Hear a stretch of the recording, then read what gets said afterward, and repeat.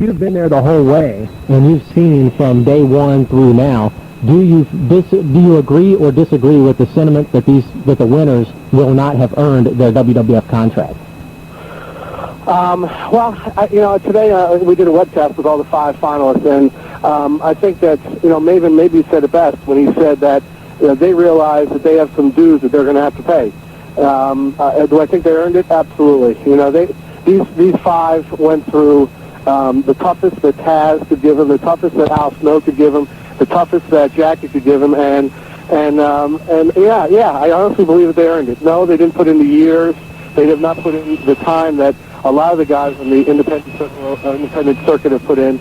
But they're walking out of there with they've been tested by Taz and tested by Al, and I can guarantee you that Al, Taz, and Jackie are not going to let 5 people walk out with their reputations online that have not demonstrated that they can be tough. Well, not only that, when Al, Jackie, Tori, and the rest get back in the locker room, the other WWF wrestlers are going to lay onto them if they thought they went easy on these guys. And that's something that in the beginning there was a lot of questions. I mean, there's a lot of the guys questioned Al and Taz and Jackie and made sure and said, look, you hold our reputation out there also. Make sure that these people are earning it. And I think that I hope that as a producer of the show, I hope that we captured a little bit of that. You have 2 families here, MTV and the WWF, so you got to kind of capture a little bit of both. But I hope we capture those sense of that anyway. When early on you had so many people drop out initially, did you have to rethink some of the different challenges you had for the contestants? Did you think maybe we're being too tough on them, and did you scale back, or did you say, you know what, it's a tough business, and if they can't hack it, so be it? I think the MTV people were ready to jump off a bridge a couple times. I dealt with them, every hour of every day for Tough Enough, and they were very, very concerned that we weren't going to have a show. And that was the quote from the executive producer from MTV. I'm really worried that the show's not going to happen because of the way people are going.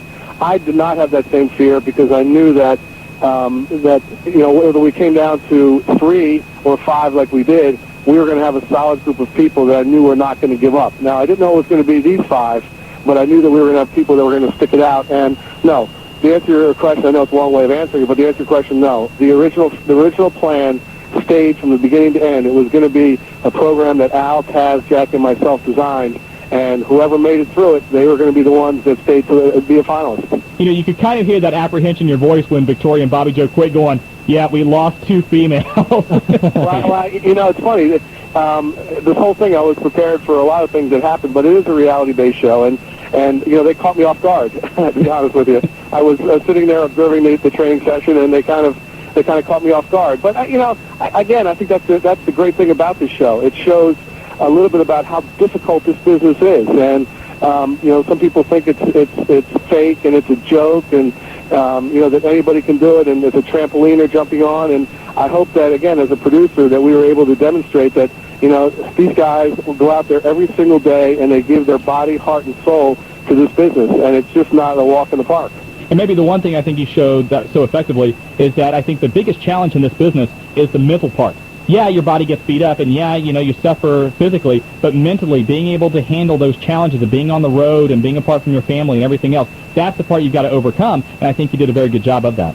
Well, I appreciate that, and I think that these 5 kids, I refer to them as kids only because I don't have a better term, but I think that they'd be the first ones to tell you, yes, physically it's incredibly demanding, but the mental aspect of what they went through is something that I can't imagine going through myself, to be honest with you. And let's put things in perspective, kind of, when we say, well, this person's getting handed a contract, whatever everybody's going to say.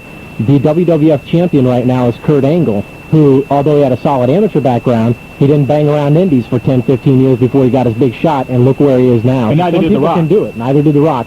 Some people can do it. That's a real good point. Kurt came to visit them, and Kurt spent a couple hours with him, got in the ring with him, and Kurt brought that point up that this business is unique and that people come from all walks of life in terms of their backgrounds, and yet when they get here, they realize that how difficult it really is. Well, John, are you going to be producer for Tough Enough too, I assume? Yeah, I am. You're going to give up your house again? I'm giving up my house. Where do you stay? They put me in this little shack that Hey, Motel 6 leaves the light Why on do for I you. not think it's a shack, John? Motel 6 leaves the light on, yeah. Yeah, I'm going to be giving up my... I'm going to give up one of my houses somewhere, I guess. Well, John, appreciate the time, and promise me we'll do this again, and we'll get a little more in depth. Well, guys, I really enjoy the show. I think you guys do a great job, and I really thank you for having me on. I hope everybody tunes in tomorrow, 10 o'clock, MTV, and watches the show. Plan on. You also have a video set and maybe a DVD coming out of the first season, right? Yeah, there's going to be a box set coming out later that you'll hear a little bit about tomorrow. And there's like a behind-the-scenes bloopers reel type thing that's going to be coming out also. Al Snow and a bloopers reel. I can't wait. All you Daryl fans out there is going to get a big kick out of it. Oh, John, best of luck to you. We can't wait for tomorrow night.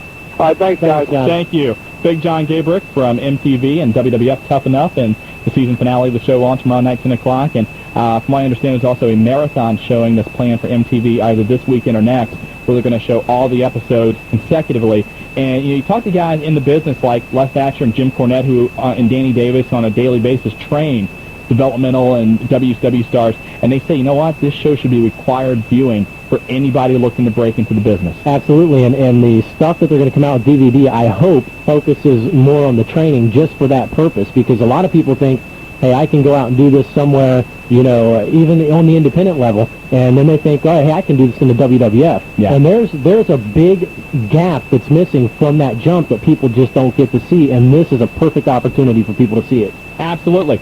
Don't forget, if you want to hook up with the Wrestling Guys every single day, you can call the Wrestling Guys hotline at 937-285-0991. And again, we want to thank Big John for joining us tonight on the Wrestling Guys. Cam the Man Collins, thank you for filling in for another Thanks week. again. If you suffered through the first half hour, we appreciate that for you guys hanging on. Technical difficulties being what they are. But we'll be back next week here on the station that's a part of your life, AM 910 WPFB. A terrific Wednesday evening to you. Welcome back to the Wrestling Guys on AM 910 WPFB. I'm Shawn Stidham. Our toll-free number, you can hop on board right now. 866-910-9732 is the number. And for those of you that missed the first half hour of the Wrestling Guys last week, we apologize for that. But thanks for sticking around with us. Willie F. has the week off once again. And so I am flying solo tonight, so I am going to depend on your phone calls. We have a couple of interviews lined up. Dave Scher from OneWrestling.com and the New York Daily News, one of my favorite guys to shoot around with. He will be joining us a little bit later on. Also, Shannon Moore from World Championship Wrestling, formerly of 3 Count. I guess he's still in 3 Count. He will be joining us as well a little bit later on. Again, the toll-free number tonight, 866-910-WPFB. Let's go ahead and get into the news. One of the reasons we're going to have Dave Scher on is a story that he broke today on OneWrestling.com. Is apparently Kevin Nash is in talks and is talking about making a return to the World Wrestling Federation. Apparently Big Sexy is telling some people that either he's had a face-to-face meeting with Vince McMahon or that he has one scheduled. Whatever the case, obviously that would raise the eyebrows for a lot of people, and we'll get your opinions on that and talk about that a little bit later on with Dave Scher. Best wishes going out to Michael Cole and his wife. Michael Cole, the announcer for the World Wrestling Federation, the play-by-play man for WWF SmackDown, was not at the tapings last night in Mobile, Alabama, due to the fact that his wife underwent a kidney transplant. Obviously, very serious surgery. Apparently, everybody's doing okay right now, and of course, we wish him nothing but the best, and hopefully he comes back very, very soon. The World Wrestling Federation cracking down on the physical conditions of wrestlers. You know, a lot of times you would think these guys are in tip-top shape. Well, apparently the World Wrestling Federation is not too happy with the weight of some of their wrestlers, and they want them to slim down. Now, they went so far as the last couple of days to have actual weigh-ins with some of the wrestlers, and with some, they are going to have them go to nutritionists to work on their diets and to develop better eating habits. It's a very serious situation, especially when given the fact that the WWF invests so much money and time into these wrestlers. They want to make sure they get the return on their investment. From the wrestler standpoint, you really can't play around anymore. Whatever the World Wrestling Federation tells you to do, you better do, or you're going to be out of work very, very quickly. A couple of notes you may have already heard, but get you up to date on a couple of things. The World Wrestling Federation has been ordered by a London court to pay the World Wildlife Fund £150,000 to cover some legal costs. Now, this is not in the battle over the initials WWF. The World Wrestling Federation could still lose the right to use their own initials depending on what the court says, but that decision has yet to come. Chris Benoit will be making his return to WWF television this Sunday on Heat. Obviously, don't expect him to be wrestling, but he will be conducting an interview, getting us up to date on his condition and what's going on with the crippler. Kurt Angle's autobiography, It's True, debuted on the New York Times bestsellers list at number 13. Got to be a little bit disappointing given the fact that previous WWF autobiographies typically have debuted at number 1. The World Wrestling Federation may have done a little faux pas. They're advertising a couple of shows coming up in October down in Kentucky, and apparently they're advertising these matches on the show. The Rock defending the WCW title against Y2J Chris Jericho, and also Rob Van Dam versus Rhino. Now, looking at those matches means a couple of things. Either A, the World Wrestling Federation is going to start allowing face versus face and heel versus heel matches, or what the consensus is there's been a long rumor going around for a long time, that Rob Van Dam and Y2J Chris Jericho, who have been feuding lately, will be involved in a double switch, where Rob Van Dam will become a face and Y2J will become a heel, and maybe the World Wrestling Federation has let the cat out of the bag. Only time will tell. And the Pro Wrestling Illustrated Top 500 is out, and we'll go over this throughout the night, but it's pretty interesting to see their choices. The top 5 and the PWI Top 500. Number 5, Booker T. Number 4, Keith Muto, the Great Muta. Number 3, Chris Benoit. Number 2, Stone Cold Steve Austin. And number 1, I know somewhere Joe is screaming, it's true, Kurt Angle, number 1 in the PWI Top 500 for 2001. Few of the nobles, Triple H, last year's number 1 was number 6. Scott Steiner, number 7. Chris Jericho, Y2J, was number 9.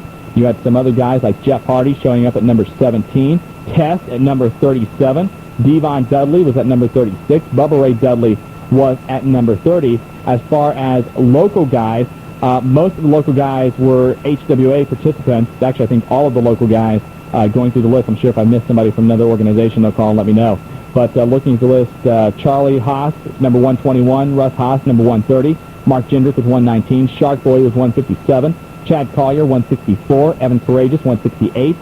Lance Cade, 191. Ikmo, 194. Kimo, 197. Those are the Island Boys. Jamie Noble, the HWA Cruiserweight Champion, was in at 212. Ray Steele, the Heavyweight Champion for the HWA, 271. Jason Jett in at 272. Matt Stryker at 286. Cody Hawk at 312. Rapid Delivery Rory Fox, former HWA competitor, was at 349. Looking at some of the other guys here, and we had B.J. Whitmer, who wrestles for HWA and IWA, and a number of other guys, chimed in at 458. Ash Parker was 486. The Hustler, Tim Moxley from Dayton, 493. And also Pepper Parks chimed in at number 500. So he's getting a few little ribs about that, coming in last place. But still an honor to be anywhere in that top 500. So congratulations to all of those guys. And your opinion, who should have been number 1? Kurt Angle, the number 1 guy in all professional wrestling right now. We'll get your thoughts on that and a whole lot more. Again, toll-free 866-910-WPFB. Quickly, we'll go to the phone lines and talk first to Bud Rowe. You're on the Wrestling Guys on AM 910 WPFB. Hey, what's going on, Shawn? Not much. What's up, man? Well, as far as that PWI 500, is anywhere where Toshiaki Kawada from All Japan, how did he do? Because I was hearing that he was doing really well up in All Japan, but I wasn't really sure. He came in at number 18. Oh, that's good. Yeah, so he did well for himself. Yeah. Anyway, I want to talk about tonight about Chris Daniels. I know that I know a while back he had a match on Metal, I believe, with Jerry Lynn. And I wanted to ask about his development as far as him with UPW and what's going on with him. Really, I haven't heard anything new about Chris Daniels for some time. I mean, that's a guy that anytime people would talk about some of the top independent stars, ready to make a jump, you talked about Reckless Youth, and you talked about Christopher Daniels. Yeah. Daniels is a guy I really haven't heard nothing new about. And given the current situation where there's just so few spots and so many guys who are currently under developmental contract and guys who, are under the WCW banner and they're sitting around waiting for a spot, and the World Wrestling Federation is going to be sending more guys, more guys that have the bigger names like Val Venus and D'Lo Brown and Steve Blackman and Eddie Guerrero, and those guys are going to be sent down to the developmental territories, HWA and OVW. Yeah. So it's really going to be tough for anybody, to really break in. The spots are fewer and far between now. Yeah, because I know that UPW's kind of lost some of its people, and I know like Prototype left and a couple other people left, and I mean, they still have Samoa Joe and the Hardcore Kid and all, but I was kind of curious about Chris Daniels with what he was doing. Well, what happened with UPW is very similar to what happened with Memphis. Anybody that is under a WWF developmental contract has been reassigned to either OVW or the HWA. Yeah. So a guy like Prototype, he was sent to OVW. All of the guys who were down in Memphis that had developmental deals, the Haas brothers and the Island Boys and Lance Cade and Steve Bradley, all of those guys were told to go to the HWA. So, that really leaves UPW and Memphis in a bind, but, that's the business today. So, hey, got to take a break. Thanks a lot for the call, Bud Rowe. Appreciate that. Again, the toll-free number is 866-910-WPFB. When we come back, we're going to talk to Dave Scher from OneWrestling.com and get your thoughts as well. And email if you want to as well, the Wrestling Guys at AOL.com. We are the Wrestling Guys on AM 910 WPFB. This is Frank Farmer. Back here on the Wrestling Guys, AM 910 WPFB. Shawn Stidham flying solo this week as Willie F has the week off. The toll-free number, again, if you want to hop on board, 866-910-WPFB. And if you want to send a question in via email, that is welcome as well, the Wrestling Guys at AOL.com. Joining me now is one of my favorite guys to talk to, one of the most reputable, incredible journalists in all of wrestling. He writes for OneWrestling.com and the Daily Lariat, and some other rag in New York. What is that, Daily News? Something like that. Something like that, yeah. Joining me on the phone, Dave Scher from OneWrestling.com. Dave, very much thank you for joining us tonight. Hey, Shawn, you're flying solo. You need a little help today, buddy, so I'm here to help you out. Hey, I appreciate it, trust me. Let's get into a couple things. First of all, earlier today on OneWrestling.com, you kind of broke the story that Kevin Nash is apparently in talks and talking to people about making a comeback to the World Wrestling Federation. That is the rumor making the rounds, Shawn, that Kevin Nash and Scott Hall would like nothing better in January of this year than to come back to the WWF and reprise the NWO angle in their second promotion.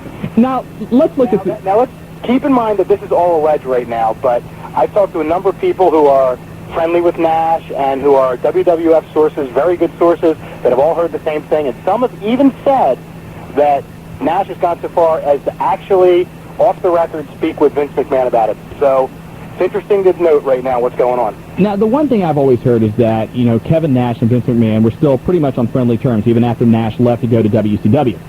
We all have heard stories about Kevin Nash back in the locker room and during the days of the Clique that it really wasn't a good place to be around if you were not a buddy of Kevin Nash's or Shawn Michaels or Scott Hall's. And we saw earlier this year with Shawn Michaels coming back into the locker room that basically that type of behavior is not going to be tolerated by today's WWF. So can Kevin Nash make a positive contribution, or is this going to be a case where he's going to come in and 2 weeks later be gone again? Can he make a positive contribution? Absolutely. It all depends on Kevin Nash and how he views the situation. Let's face it, I believe he's 42 years old. He doesn't have a lot of time left in the business. If he comes in, of course, we're saying if he comes in as if it's going to happen. It could happen, it could not happen. But you made a very good point earlier that he and Vince McMahon are very tight. They're good friends. They've remained good friends since Nash left and went to WCW. If Kevin Nash comes back in, whether his stay is lengthy or short will be completely and totally up to him. He will have to adapt himself to the way the WWF is now. Obviously, when he left, the Clique was in power. Now he will have to deal with Steve Austin. He will have to deal with The Rock. He will have to deal with Kurt Angle. And he'll also have to deal with one of his best friends in the world, Triple H. And if you think that Triple H wants to go from being a leading man to a cog in a NWO-like wheel, that isn't going to happen. So if Kevin Nash is going to come back, and if he's going to come to the WWF, he can make a splash, but it's going to be up to him to adapt his attitude and his way of carrying himself for that to happen. Do you think that Scott Hall's come back to the World Wrestling Federation relies on Kevin Nash coming back? I absolutely believe that. There were talks a few months ago where Shane McMahon actually talked with Scott Hall about coming back, and the meeting didn't last very long. From what I was told, Scott Hall, how do I put this? Basically, Shane McMahon didn't get the impression that Scott Hall understood the brevity of the situation and just decided basically, no, we're not going to move forward with that.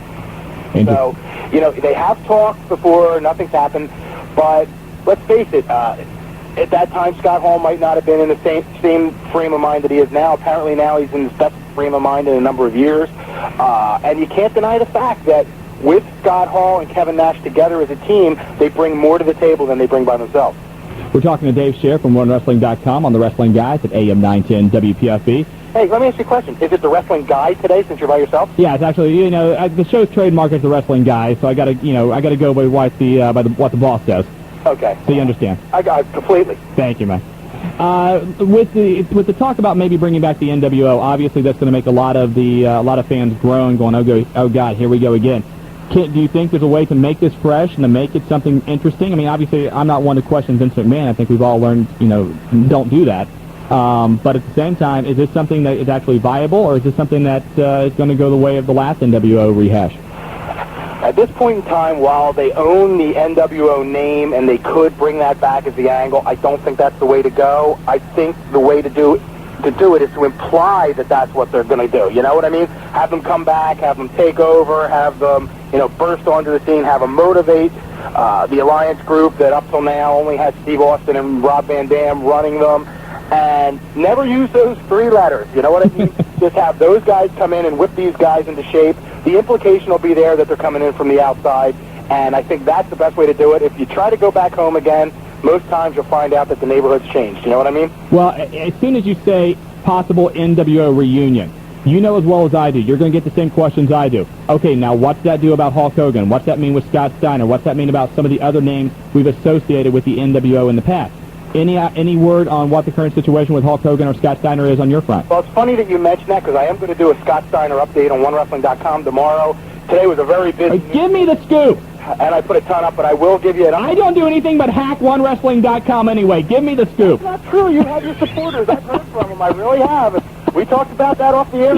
Yes. I mean, Shawn Stidham is over, baby. But anyway, Scott Steiner, his foot is still not completely healed yet. He matter of fact, he's probably not even close to coming back. I believe his contract expires December 1st. At this point in time, I don't expect to see him till January. And quite frankly, if I'm Scott Steiner, and if I'm the WWF, I do not put him in with the invasion angle, at least not as a cog in the wheel, because to me, Scott Steiner is a guy that stands out on his own, and he should be brought in as a single entity that needs to be dealt with, one-on-one, not as part of a new group coming in and taking over. Because Scott Steiner is one of the things WCW did right and wrong at the end. They finally started pushing him, but they never pushed him the way they should have. The guy had appeal, he had marketability, and he could have gotten over so much more than WCW pushed him. But, let's face it, at the end, they were WCW.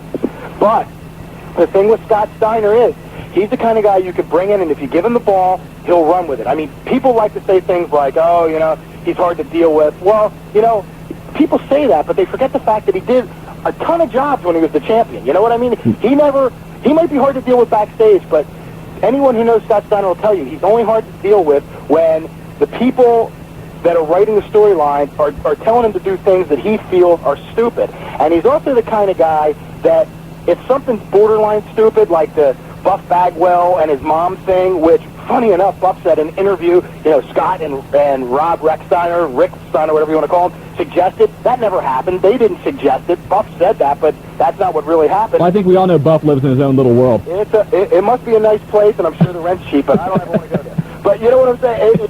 He's the kind of guy that he'll go with the flow even on reasonably stupid angles. But when you give him something that's just ridiculous or you don't show him respect, you're going to see his bad side. And quite frankly, he's not the kind of guy whose bad side you want to see. Yeah, Scott Steiner, let's go back to this. It's been since, April since this injury happened, and we keep hearing that it's... March. It was March. It was right before the last Nitro, and he actually worked the match where he got the title to Booker T with a foot he couldn't even balance his weight on. So you go, okay, it's been March, and he hasn't had any wrestling in-ring competition, and yet we still hear that this injury is so serious. Is this something that is more serious than what we've been told? It was serious from the get-go, and quite frankly, another thing when people talk about Scott Steiner's his attitude or whatever, here's a guy that had a legitimate injury which has kept him on the shelf for the better part of 6 or 7 months now.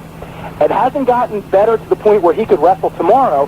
He could have easily said, I'm not going to work the last show, I'm not doing the job to Booker T, I'm hurt, strip me of the title. But he went in there and he did the job. See, that's one of the what I call them fallacies of the business.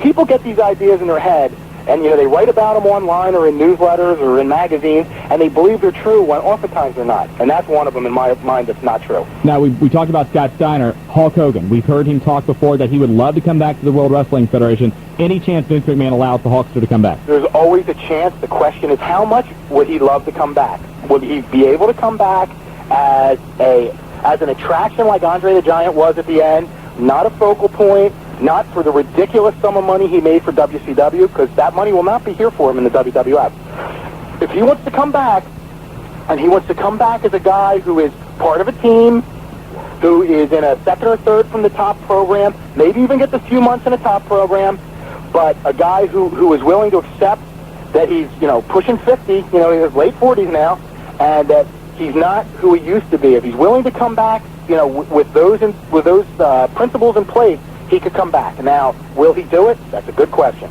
We're talking to Dave Scher from OneWrestling.com here on The Wrestling Guy at AM 910 WPFB. I've got an email. Brian from Mason emailed in, Dave, with a question concerning Kurt Angle. With the current wave of American patriotism right now, obviously the World Wrestling Federation is giving the fans what they want, making the Olympic hero Kurt Angle the WWF champion. How close is that to being tasteless and capitalizing on the current field of American patriotism at the risk of Americans going to war? My personal view on that, and believe me, I will not tell anybody what is right or wrong on this thing. Like, if you read my column, which I'm sure you did, Shawn, when I said after the bombing, I call it a bombing, you can call it whatever you want, but to me it was a bombing in New York City. I will never tell people how to grieve. I will never tell them what they should or shouldn't do to feel better after a situation like that. My own personal opinion is this. Yes, it is a situation where there is definitely a line there that you could cross and go too far. I don't think the WWF's done it yet. I don't think they've gone as pro-USA with Angle as they could have. And as long as they don't capitalize on the anti-Middle East sentiment that many in the country are feeling right now, and say put Angle in there with a Tiger Alley Singh and have him beat him up real easily, I don't have a problem with it. As long as they keep it understated the way they have, I'm fine with it. Well, the thing, too, is that prior to the attacks in New York and Washington, D.C., Kurt Angle was a top guy anyway. He was already slated to be in the main events. So given his current status in the company, I don't see where you could say they were capitalizing on anything. If what Vince McMahon did, and in my opinion, was that he gave the fans what they wanted. At the last pay-per-view, everybody wanted the feel-good ending, and he gave that to them. I agree with you, and I also believe that, they obviously could have never known what was happening. Austin was booked to wrestle Kurt Angle before that. They were already playing up in the babyface side of Angle, Milk and USA and the Olympic medals and all that stuff. So, no, I think what happened was, they might not have been sure if they were going to switch the belt or not beforehand. And after that happened, they realized, hey, these people are going to need something to send them home happy, and this is the perfect thing to send them home happy, and we're going to do it. And the other thing, too, is Kurt Angle was already slated to make a ton of media appearances because of the autobiography coming out anyway. That's true, and he'll be on Regis and Kelly tomorrow. It's true, it's true. It is true. Dave Scher from OneWrestling.com, thank you very much for joining us tonight, man. My pleasure. Appreciate it. Let's do it again sometime. Anytime, my man. All right, take care, man. Dave Scher from OneWrestling.com. Again, you can read him every day on OneWrestling.com with the Daily Lariat. I'm late for news. When we come back, your phone calls, 866-910-WPFB. This is The Wrestling Guys. Back here on The Wrestling Guys, AM 910 WPFB. I'm Shawn Stidham. Willie F. has the week off. Want to thank again Dave Scher from OneWrestling.com and the New York Daily News for stopping in and calling, I should say, and giving us his opinions on a few things. Toll-free number again tonight, 866-910-9732. And let's go ahead and get you up to date on a couple of things. First of all, SmackDown taping taking place last night in Mobile, Alabama. And I'm not going to give you the results. I'm not going to spoil it for you. But the matches you will see this Thursday on SmackDown include Tori Wilson versus Stacy Keibler. The Rock, Chris Jericho, Y2J, and Mike Chioda, the referee, will take on the Dudley Boys and Nick Patrick in a six-man tag team match. Booker T will battle Kane. Maven, the winner of Tough Enough, we'll talk about him in a moment. He will make his World Wrestling Federation and wrestling debut against Taz. Rob Van Dam versus Kurt Angle. Also, Big Show and Spike Dudley take on Mike Awesome and Hurricane Helms. Also, you're going to have another six-man tag match with the APA and Edge battling X-Pac, Albert, and Christian. Actually, a little bit of a handicap match there. 866-910-WPFB. Let's go to the phone line. Let's talk to Casey, I believe. You're on The Wrestling Guy. How you doing, Casey? Hello? Okay, we lost Casey there, so line is open where he was, 866-910-WPFB. I mentioned Maven just a moment ago, and when you talk about Maven winning the Tough Enough competition, obviously I think that, and we said it last week on the show, Maven I think was the favorite. I thought Nydia had a little bit more charisma going into the finals than Taylor did. I think that's why she was given the edge over Maven. Now, Maven makes his debut this week on SmackDown. Apparently, some of the guys in the back in the locker room initially did give him the cold shoulder. They thought, you know what, this guy has not earned his spot. It was given to him on a silver platter. He won it, and, you know, he doesn't deserve the same kind of respect we would give a newcomer in the locker room. Now, apparently, after his match with Taz, the guys warmed up to him a little bit. I guess Maven talked to the guys and explained, you know, was really appreciative of the opportunity that's been given to him. Because let's face it, he's grabbed the brass ring on the merry-go-round. This guy has been given a chance that nobody else in the history of the business has ever been given, and that is from day one, given a World Wrestling.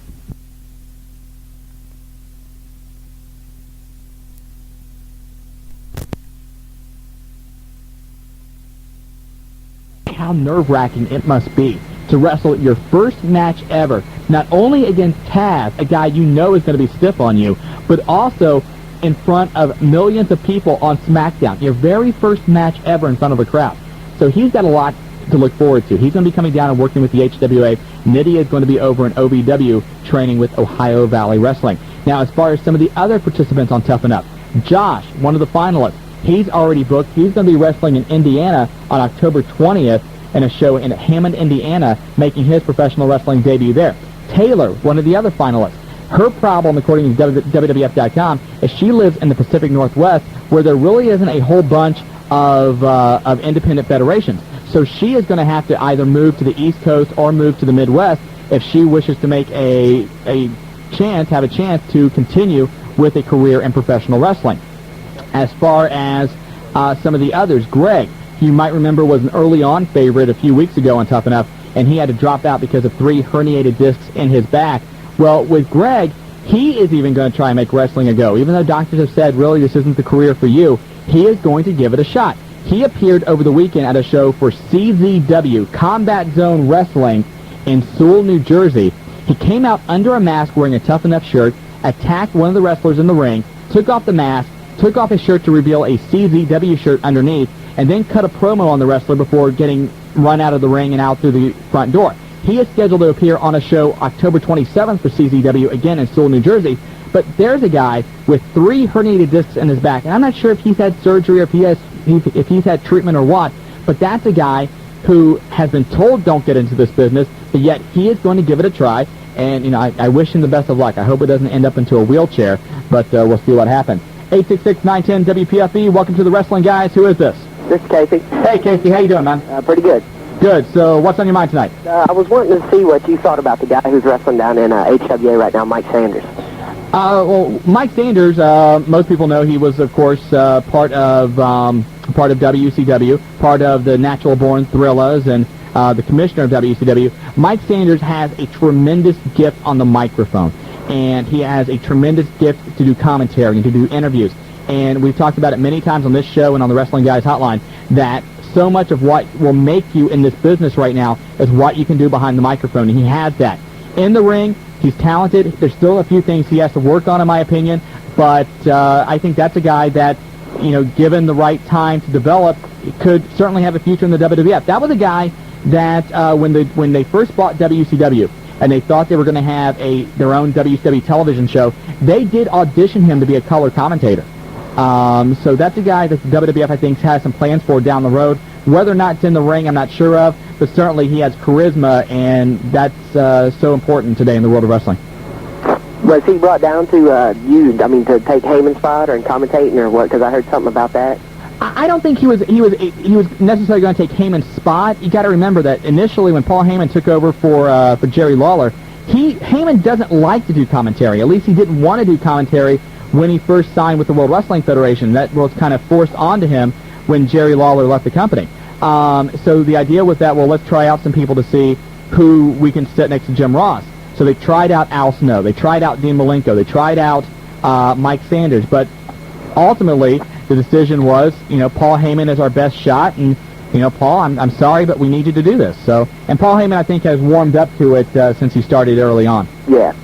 And one more question: do you know if any big WWF superstar is going to be at the Jillian show? I don't know exactly. I'm not real sure why they would run it on Halloween. I had a question about that because every time they go out there, like last time they was out there, I was out there, they didn't do too well, and now they're going to run it on Halloween. There ain't even no showcase that Tuesday or nothing. Well, yeah, you're going to run that show the day after WWF SmackDown, and so after the taping in Cincinnati, and so that raises some eyebrows for a couple of people. Right.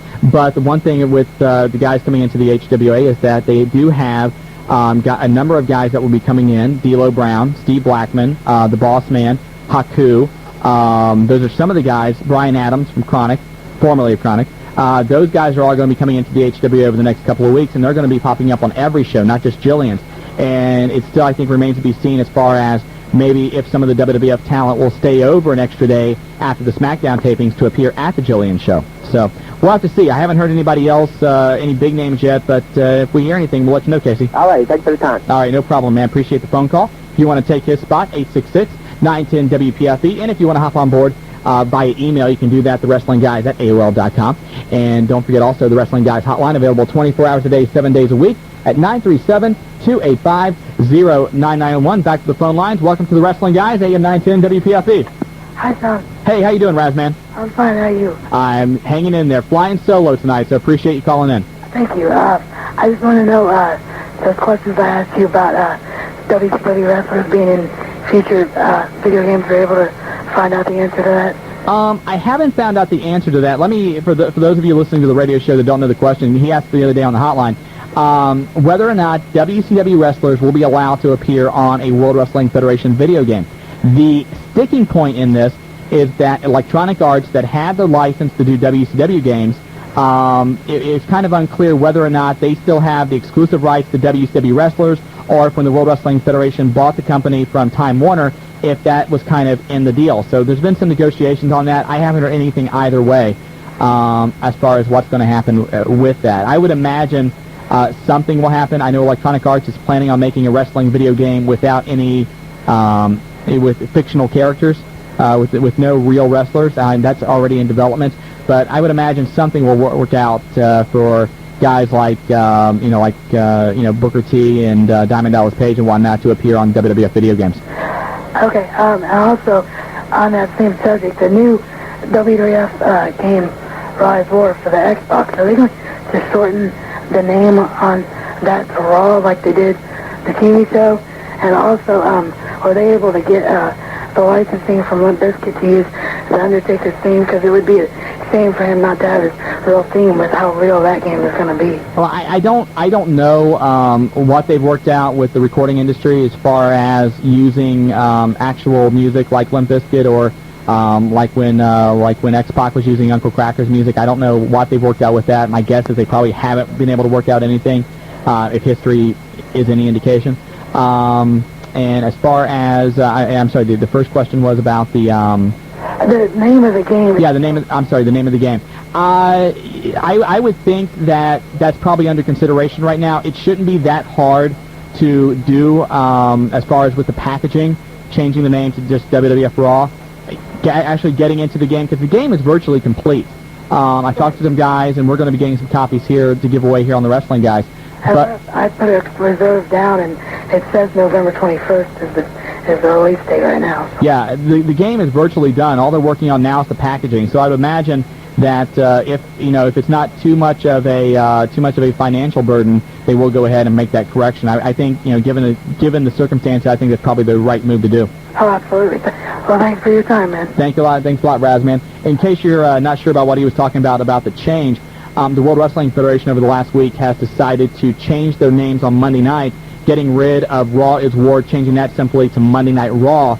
And the second hour, those of you may not know this, the second hour on Monday nights from 10 to 11 is actually called WWF Warzone, but they went ahead and got rid of all references to war. So now that second hour is simply referred to as WWF Raw Zone. 866-910-WPFB, welcome to the Wrestling Guys. Who is this? Hey, this is Andy. Hey, Andy, what's up, man? I just had a question, wanted to make a comment about, that guy Casey is a pretty intelligent guy, I think, so I wanted to give him his props on that. I'm sure he appreciates that. And he'll be able to sleep better now tonight, Andy, knowing you gave him his props. Yeah, he will. Yeah. I was just wondering, whatever happened to Scott Putski, Ivan Putski's son? Have not heard anything. I know that he was, I think he was dating Missy Hyatt for a while. Oh, was he? Yeah, and I haven't heard anything about Scott Putski, so that's I have no clue. I know he got injured about a year and a half or 2 years ago. And outside of that, I haven't heard anything about whether or not he made a comeback or where he's competing. I'm sure he's out there somewhere on the indie scene. That's usually the blanket answer. If we really don't know, hey, he's working on the independent scene because I'm sure he's appearing somewhere. And maybe, in front of 10 people in Fargo, North Dakota. But, yeah, he's appearing somewhere. Okay, thanks, man. Hey, anytime, Andy. Appreciate the phone call. Thank you very much. Again, 866-910-WPFB. We're going to take a break and more of your phone calls when we come back. This is the Wrestling Guys, AM 910 WPFB. Are you guys AM 910 WPFB? Shawn Stidham, Willie F. has the week off once again. And if you want to chime in tonight with something, 866-910-WPFB. 9732 is the phone number. Shannon Moore has stiffed us tonight. Shannon Moore is no-showed. That's not good. Shannon Moore was supposed to be on the show tonight, set it all up. No-showed us, so I have to give him a hard time tomorrow. Anyway, don't forget, as you just heard, the old Coach Jack Gordon is on tomorrow night live from Capozzi to talk high school football, and then he'll bring you 2 high school football games this weekend on AM 910 WPFB. On Friday, the Middletown Middies back at Barnett Stadium will take on the Princeton Vikings, who I believe are undefeated. I'm not positive on that. And then on Saturday, he's gonna work double time this week, which is good. He needs to do some work. He's going to be bringing you Fenwick taking on Monroe, and both games here on AM 910 WPFB at 7 o'clock. And then also on Saturday, just to make sure you get overdosed on football, Saturday afternoon, it is Northwestern battling the Ohio State Buckeyes. 866-910-WPFB if you want to hop on board. Again, emails thewrestlingguys@AOL.com. Had an email about the PWI Top 500. Getting all these emails. Where's this guy? Where's this guy? The Rock chimes in at number 14 on the PWI Top 500. Lance Storm was at number 13. Had a question about Mike Awesome. Mike Awesome at number 28. Above guys like Christian, above guys like the Dudley Boys, above guys like, let's see who else is on, Rob Van Dam. Rob Van Dam's at number 59. That is a joke. Out of the top 500 wrestlers in the world, hell, let's break this down. Out of the top 60, Rob Van Dam is 59? Well, let's look at this. Jeff Jarrett's number 24. The guy has not competed since March.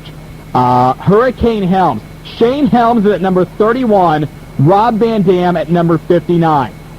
Jerry Lynn. I'm not knocking Jerry Lynn, but number 49. Rob Van Dam, number 59. Test.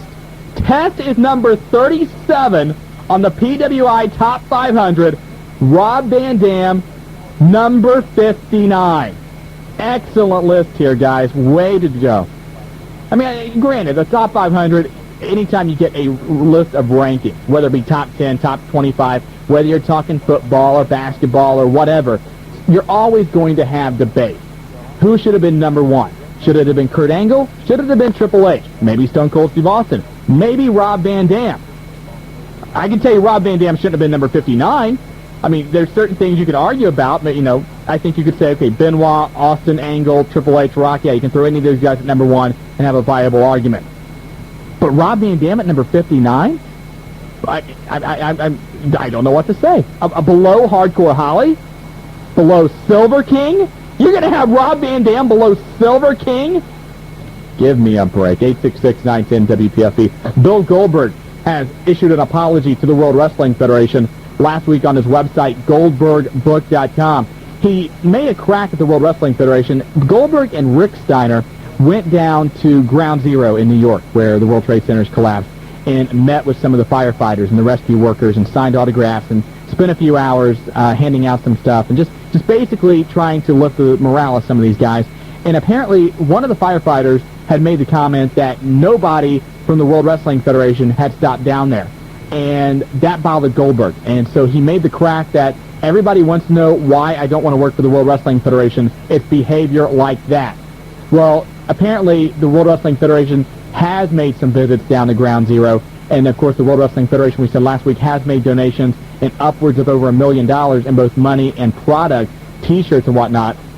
And Goldberg said, quote, upon further investigation, I am happy to report that, yes, the WWF has supported the New York policemen and firefighters, among others, since the tragic attack on America. Some WWF personnel has visited New York City, and other donations have been made too that I know for a fact. It's good to know that the World Wrestling Federation stepped up to the plate big time in New York, and for that, I applaud them. It's probably a good idea for Bill Goldberg to apologize, because in a couple of years, that guaranteed money from AOL Time Warner is not going to be there, and he may need work, so you might want to do that. 866-910-WPFB. Let's go back to the phone lines, and you are on the Wrestling Guys. Who is this? Hello? Hello? I must dial the wrong number, I'm sorry. Okay. We got a wrong number there, so that happens sometimes. Sometimes you go for a number, sometimes you get the wrong number. So anyway, 866-910-WPFB here on the Wrestling Guys. The Rock earlier today conducted an online chat on MSN, and some of the questions he was asked in conjunction with promoting The Mummy Returns, which is out today on video and DVD. Question was, did you ever believe you would become this is written incorrectly. Did you ever believe you would become success? I've never thought I would become success. I've often wanted to be a success, but to be a become success, just really I thought was out of my reach. Anyway, I assume that did you ever think you would become as big a success as you are today is what it was intended to be. The Rock said, quote, never fathomed it. I always just knew that I wanted to work for everything I've gotten, and if I got it for free, I didn't want it. I still have that same mentality. I want to outwork my peers in a positive way. Above all else, always entertain. Thank you for the question, and I love the name. By the way, his name was Evil Poontang. That's who asked that question. I wonder if that was his given name. Sounds German. Also, The Rock said that, keep in mind, no matter what venue, whether it will be WWF or movies, you can always count on The Rock entertaining you if you smell what The Rock is cooking. That's been one thing that's speculated over and over again, is exactly how long The Rock will remain in wrestling. The Rock was given $5 million to film the Scorpion King movie, which took about 3 months to film. That is equal to what his annual salary is in the World Wrestling Federation. The Rock is married. The Rock now has a child. The Rock, by filming movies, can spend more time at home, doesn't have the wear and tear on his body, doesn't have to travel as much. And I know the guy loves the business. I mean, if anything keeps him into wrestling, it's in his blood. Obviously, we know the heritage, his dad, his grandfather. So wrestling is obviously something that he loves. But a year or two down the line, when the pull of the road and the pull of family and the fact that you can make much, much more money or equal money working less, you got to wonder whether or not that is going to pull. And let's face it, the guy is 28 years old. He's already won the WWF title 5 or 6 times. He's already been main evented in WrestleMania. And there's not really a whole lot the guy can accomplish. And so unless he wants to continue doing it for fun, which hopefully he does, the guy has, whatever you want to say about The Rock in the ring, The Rock is an amazing, amazing, and very entertaining talent. And it'll be very interesting to see a year or two down the line exactly how involved he is with professional wrestling. Don't forget the Wrestling Guys hotline is available 24 hours a day, 7 days a week. You can call it anytime you just want to hear the soothing tones of myself or Willie F. It's available to you. 937-285-0991. Why pay $3 a minute to get the latest news? You can do so by calling the Wrestling Guys hotline. Also, if you're interested in checking us out on the internet, go to our sister station's website, 1059therebel.com. Click on the Pro Wrestling link, and from there you will find my column. Someday Willie F will write a column. It's just right now becoming a running gag that it's not there. Also, we have a message board, and you can find out all other kinds of things. Plus, if you're interested in having your picture put on the site, you can email that to us. Please be close, please, at thewrestlingguys@AOL.com. In case you missed the news earlier, get you up to date before we head out for another week. Kevin Nash is apparently making contact with the World Wrestling Federation about making a return to that company when his contract with AOL Time Warner is up in January. He would be coming back with Scott Hall, and apparently Kevin's idea is to once again bring back the NWO.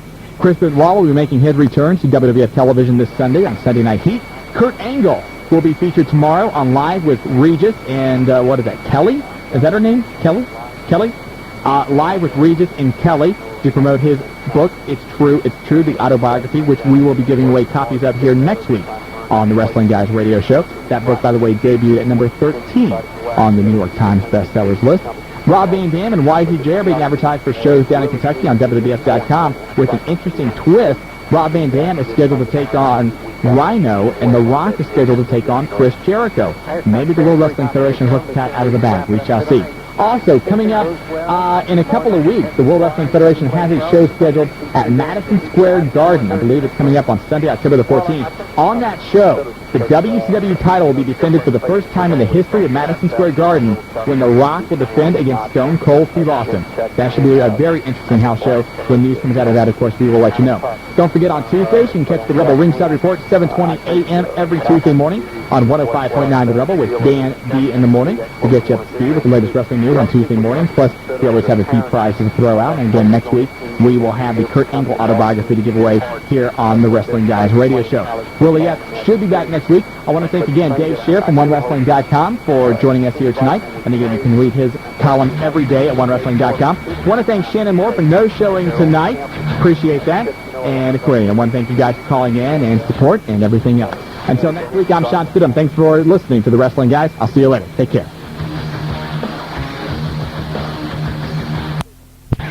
A terrific Wednesday evening to you. Welcome back to another edition of the Wrestling Guys on AM 910 WPFB. I am Shawn Stidham, joined once again by my co-host Willie F. I have a question. What's that? I've got to ask you this. Sure. We're coming up onto, and like I think 3.5 months will be this 2-year anniversary of this show. Yeah. Or 3-year anniversary, I'm sorry. Okay. I'm losing track. I've been here since the very beginning. You've been here full-time for about a year. Yeah, okay. How do you get the vacation time where you can take 3 weeks off and then come back? That's why I'm curious about that. I've been very busy. I'm not doubting I was waiting. Listen, I was waiting for. Actually, I didn't want to come in and do the show until I got my supply of Stacker 2, and then I was fully prepared to do the show. And now, since I'm back, this is going to be the most significant Wrestling Guys show in history.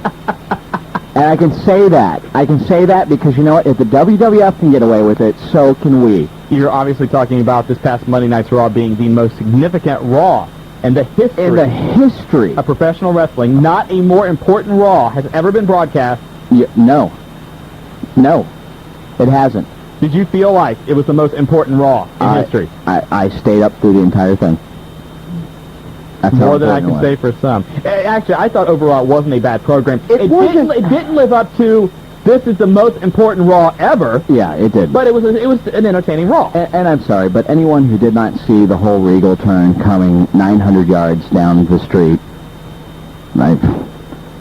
I was very disappointed by the way that was handled. Toll-free number is 866-910-WPFB, 866-910-9732. We'll take your phone calls. A little bit later on the program, Brian Adams, formerly of Chronic, now with the Heartland Wrestling Association. We will talk to him. He's been through a lot the last couple of weeks. We'll find out what the scoop is on that. And also, your phone calls again at 866-910-WPFB. Now, let's get into the news. This past Monday Night's Raw, the most important Raw ever, did a 4.5 rating. That is up from the previous week's 4.4. So the most important Raw ever got a 1/10 of a point higher than the not-so-important Raw. It was important. It was important. More people turned in, a whole 1/10 of a point. Yes. Eddie Guerrero is on his way to the Heartland Wrestling Association for a 2-week stay. He's going to be there to try and work out the kinks in the ring rust before he makes a full-time return to the World Wrestling Federation. HWA has also been invaded. I guess I shouldn't use that term for these guys, but has been the talent roster has been enhanced, improved significantly with the additions of D'Lo Brown, Steve Blackman, Haku, and Brian Adams. Val Venus still competing for the organization. Good news for Helen Hart and the Hart family. She is now out of a coma, and she's basically back to her old self, is what the reports are. She's still in the Calgary hospital. No word on when she will be released, but the good news is it looks like the worst is over. That's good. Absolutely. Good enough. The Rock's appearance on Howard Stern, if you missed that a few weeks ago, it's going to be shown tonight on E! Entertainment Television at 11 p.m. Harvard Chris from Tough Enough is also going to try and make a go for it in the world of professional wrestling. He's going to be working for Chaotic Wrestling out on the East Coast. He, along with Josh and Greg from Tough Enough, have already taken bookings on the independent scene. Maven and Nydia are both headed to the HWA and OVW respectively in the next couple of weeks to begin to further their training to become a World Wrestling Federation superstar. What did you think about Jim Ross's report, too? Did you read that? Which part of the Jim Ross report? Well, the stuff about Maven and how he was going to have such a hard time at HWA and that everyone was going to just, that he was the kind of guy that could go through HWA and it'd be all right. I mean, basically he's already saying, he's telling Maven through his report that people are going to pick on you and everything else. And you know what? I mean, you've been down in the HWA locker room, and as I have, and I don't know. I really do think that the locker room right now is probably the best spirited locker room that I've ever been a part of. Well, let's face it, number one, there are guys, and it was in the main locker room for the WWF, and it's going to be that way in the HWA, that are going to initially want to test Maven, because he has been given something that for a lot of these guys, they had to work a lot longer and a whole lot of sweat and a whole lot of blood and a whole lot of tears to earn their contract, to earn their spot. That's true, and I asked the ones that I thought would be like, the ones that would have the most trouble, and all of them were just like, no, we're just going to use another guy. No, but at the same time, he's not going to be walking in, and I don't think Maven, from what I've seen of him, I don't think he's going to expect this. He's not going to be expecting to walk in and be treated like an MTV superstar. No, he's going to walk in, and he's going to expect to be, to do the drills and to carry some bags and to do everything that a newcomer is expected to do. Set up the ring, set up the chairs, put some posters up. That's all going to be expected of him. I think he'll welcome that. And from what we've seen and from the reports from the guys that met him in the WWF locker room, he's a guy that will be able to take it. Yeah. So I think so, too. I just thought it was kind of weird that Jim Ross would put that out there. Well, I think part of that is because they just had the incident with Billy Silverman. If you don't know what we're talking about, Billy Silverman was a referee for WCW. He made the jump over to the World Wrestling Federation, and there's a unwritten rule in the World Wrestling Federation that you earn a first-class ticket. Even if you have the money, even if you have the airline points to upgrade to a first-class seat, you don't do that until you've earned your spot. Kurt Angle's a guy who just a week or two ago was given that, that invitation to start flying in first class. Right. So it's something you earn. Silverman started upgrading the first class, using money out of his own pocket to go ahead and upgrade his seat, and he started getting ribbed for it. Right. And if you don't know what ribbed is, it's, joking, hazing in a innocent way, not anything dangerous or whatnot. And he couldn't handle it, so he quit. And that is a part of the business. It absolutely is. I mean, if you can't handle people joking with you, do not even try to enter the wrestling business. No, not at all. In case you missed the story over the weekend, sad news out of Texas, and we'll talk about this a little more in depth after our first break, but Chris Adams, the gentleman Chris Adams from World Class and WCW most recently, was shot and killed over the weekend in Waxahachie, Texas by a former roommate, 49-year-old William Parnell, who is a wrestling promoter in Texas. I don't know who he's affiliated with, but he is a wrestling promoter. Apparently the two were horsing around Saturday night. Alcohol was involved, and Parnell told authorities that he feared for his life. And so he pulled out a gun. Yeah, I heard they were like wrestling. They're wrestling in the bed or something like that. And the guy, finally reached into the nightstand and pulled out a gun. Yeah. So he's being obviously charged with murder. That'll go to court, and we'll find out more, I'm sure, during the course of the trial. But we'll talk a little bit more about Chris Adams in just a minute. This is a great idea for a movie. Joel Gertner is working on a movie now called Penmanship. Have you heard of this? No. Penmanship is going to start filming Sunday, October 21st in Brooklyn, New York, and they're going to also be doing some locations in the Bronx, New Jersey, and they're looking for extras. So if you're interested and if you want to go out to New York and try and be a part of this movie, you can email Joel at jgpenmanship@AOL.com. The premise behind the movie is Joel will play a commentator as the Olympic Games includes, for the first time ever, the legendary sport of penmanship.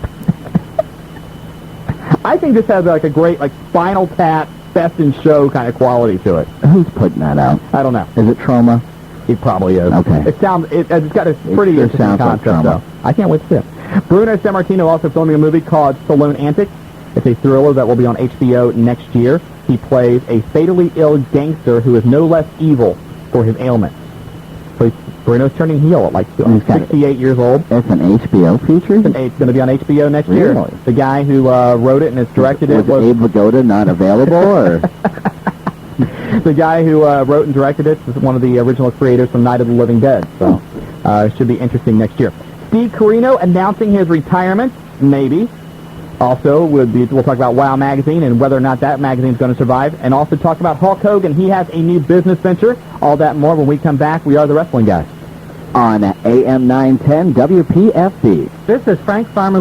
The toll-free number, 866-910-WPFB. Let's go to the phone lines and talk to Robbie. You're on the Wrestling Guys on AM 910 WPFB. Yeah, I had a question about Rob Van Dam. I've been hearing he's been in backstage problems, so he's been busting guys open. He busted open Angle, and a while back he busted open Austin, and he busted open Jericho on Raw. Have you guys heard anything about that?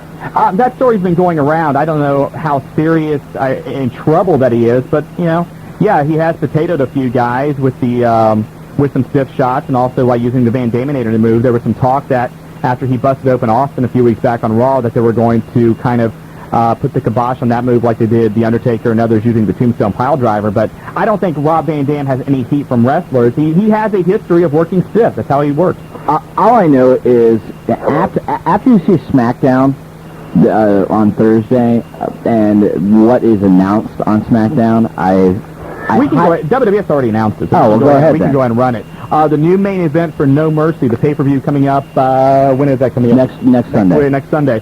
Is now a three-way dance with Stone Cold Steve Austin, Kurt Angle, and Rob Van Dam, all for the World Wrestling Federation title, which should be very interesting. All three of those guys have different styles, and to watch that in a three-way dance should be pretty interesting coming up in a week or so. Hello? Yeah. I had one more question. Yeah, turn your radio down. Sorry, hold on a second. Got to turn that radio down when you call in. I know you want to hear yourself, but put a cassette in. Okay, go ahead, man. One more question. I've also been hearing that maybe Scott Steiner might be making an appearance at the Royal Rumble. You guys heard anything about this? No. If Scott Steiner gets healthy, then he will go into talks with the WWE.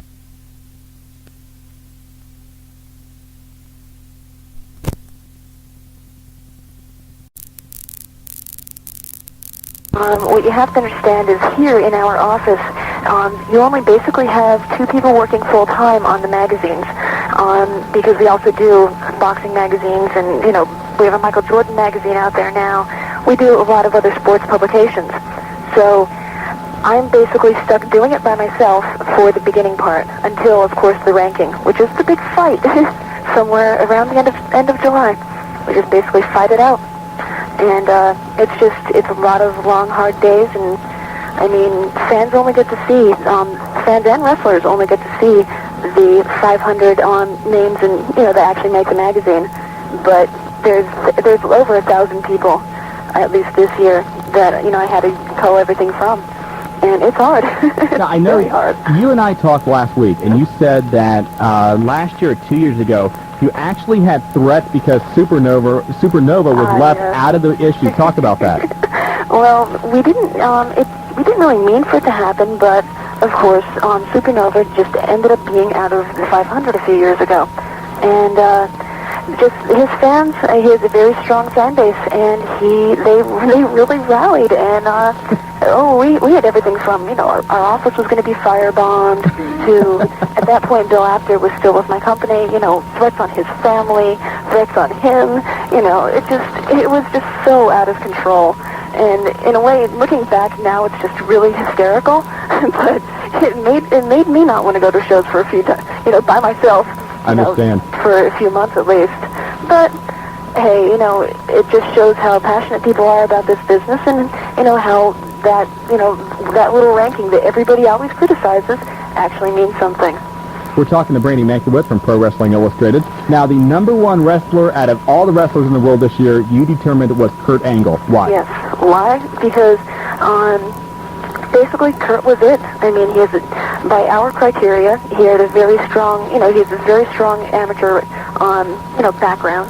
Then he just, the whole trend was him just, gaining popularity and gaining momentum. And to me, there was no other number one. Of course, that means also that Hunter was hurt.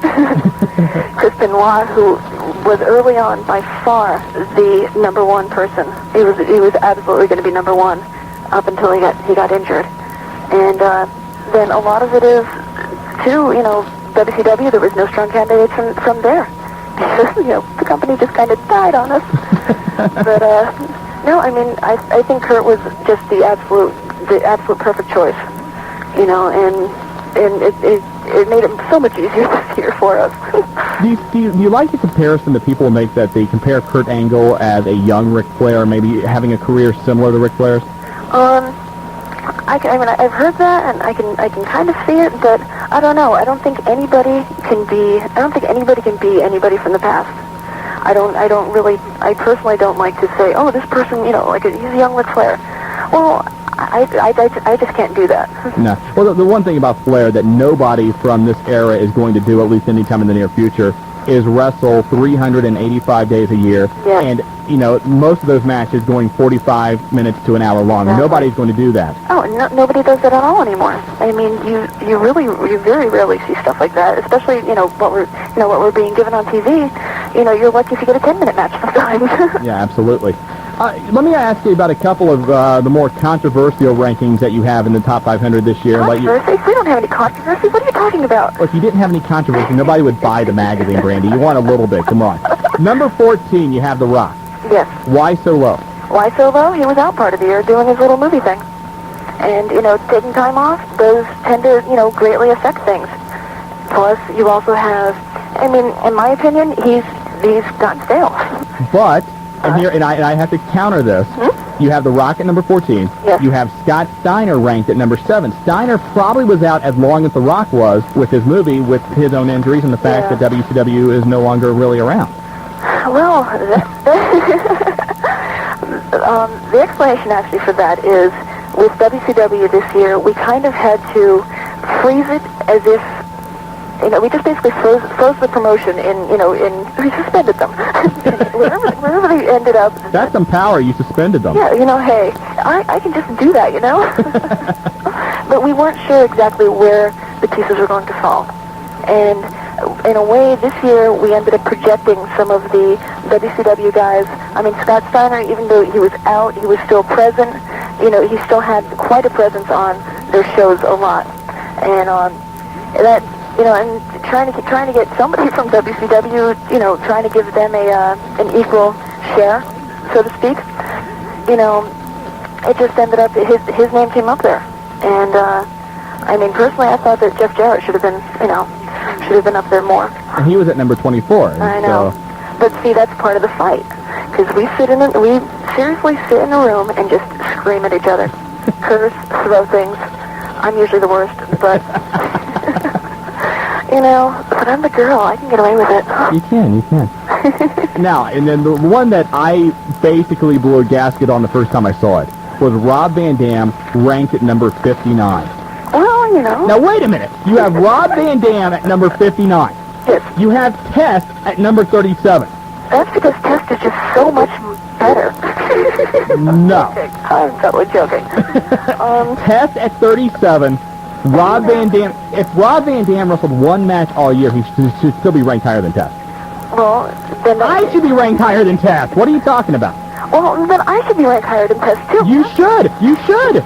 That's my point. The whole point with that is, look at the schedules. Test was wrestling a lot more, and, I mean, Van Dam sat out for a while with ECW. He wasn't there. But he's Test. He is Test. Have you seen the guy? Yes, I've seen Test. He's a nice guy, but he's Test, not number 30. He's not the number 37 guy in the world. What do you think was getting screamed at the person that actually ranked him there? I did see last week, it was funny because a couple of guys came up to you. I think Kid Romeo was one. Yeah. And he came in, where am I? You're 501. That's it. Thank you. Bye. How difficult is that? Because you have so many guys, but you also rely on people to kind of promote themselves and let you know they're around. Yes, I mean, that's actually the biggest problem with the 500. I feel badly for a lot of the WCW guys because just trying to get an accurate listing of who was actually under contract was you just couldn't do it. I mean, you can call up either one of the feds when they're both going. Nobody could tell you who was under what contract. And then especially when the WWF had bought on WCW, it just seemed like people were coming out of the woodwork with contracts. And I feel badly, but hey, it's the name of the game. You weren't out there. What could I do about it? And that's also part of any time you rank anybody. You see it all the time with college football rankings or whatever the case is. Rankings will always create debate because basically there's always somebody that feels like they got screwed. Their guy should have been higher. This person shouldn't have been on the list at all. And you hear the wrath of that, I'm sure. Oh yeah, and it's never good. It's always constantly, you get guys calling you up saying, well, I should have been ranked three spaces higher. Well, it's like, hey, yeah, you believe that, but remove yourself from the situation and watch your crappy matches. But how many people actually come up to you and say thank you for ranking you there? Oh, God. Not many. Yeah. Kurt Angle, how's that? Did he really? No. Oh, okay. Not for me personally, but no, I do actually get a handful. There are people in this business that that are kind of sincere and almost take it as a compliment to even be ranked, but you know, it's more fun to, you know, just sit there and fight with people as to why they should have been ranked two spaces higher. Right. We're talking to Brandy Mankiewicz. We're talking to Brandy from Pro Wrestling Illustrated. Did you say Queen Brandy? This is easy. Yeah, I'm just going to stick with Brandy. And the current issue on Pro Wrestling on the shelves right now for Pro Wrestling Illustrated features Lita on the cover. There's something about Lita what makes her the WWF It Girl. Yeah. Now, let me ask your opinion on this. Is this It Girl going to crash and burn in the relationship department like all of the past It Girls, like Sable and Sunny and China? What is it in the water that the WWF It Girl, and within like a 2-year period, is out of the business and can't get a job? Well, let's not talk about China. But no, I think what it is that you have such an intense little, you know, microcosm of society, and I mean everybody burns out pretty quickly, and especially females, because I mean there's not that many, and to come out, get, you know, so popular so quickly, you get over with everybody. I mean, you're bound to die. You're just bound to crash and burn, and it just shows. I mean, once you crash and burn, there's always going to be somebody there waiting in the wings to take your spot. Because unfortunately, in this business, girls are pretty much dime a dozen. And if they're going, I mean, I think Lita is, if anybody, Lita should be the one to get over that whole thing. She should be able to stay around for many years because she's a very talented girl. But you know, but then, you know, you gotta sit there and wonder sometimes. Well, yeah, I forgot that China's manager doesn't want me to mention her name on the show, so I got to stop doing it. It's my fault. It's all your fault. It is my fault. I'll just come out there and spank you.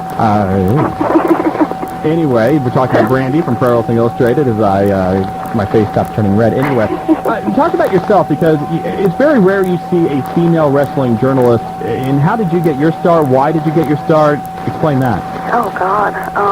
How did I get my start? Once I graduated college, I entered an ad in the paper that was just here in the local Philadelphia area, and came in and interviewed. I was up against 2 other guys, but I called Eric Lindros a nasty name, a nasty human body part that's between 2 cheeks. Gotcha. And I didn't mean to, but I think it was that and the fact that I actually knew who Gina Hernandez was. I think that's what basically got me the job. Let me get your opinion on that, because we talked about that extensively a couple of weeks ago when Chris Adams passed away. The list of people from World Class from the mid-'80s that died in such a tragic manner. Gino Hernandez dying at, 28 years old of an overdose? 29. Yeah. Bruiser Brody murdered in Puerto Rico. You had Rick Rude, who passed away. You've got all the Von Erichs with the exception of Kevin. Von Erich. Yeah, pick a Von Erich, any Von Erich.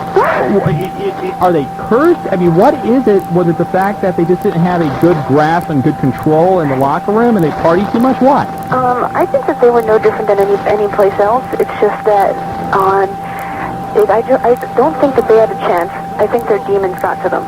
I mean, there's demons in everybody's mind, but it's whether or not you listen to them.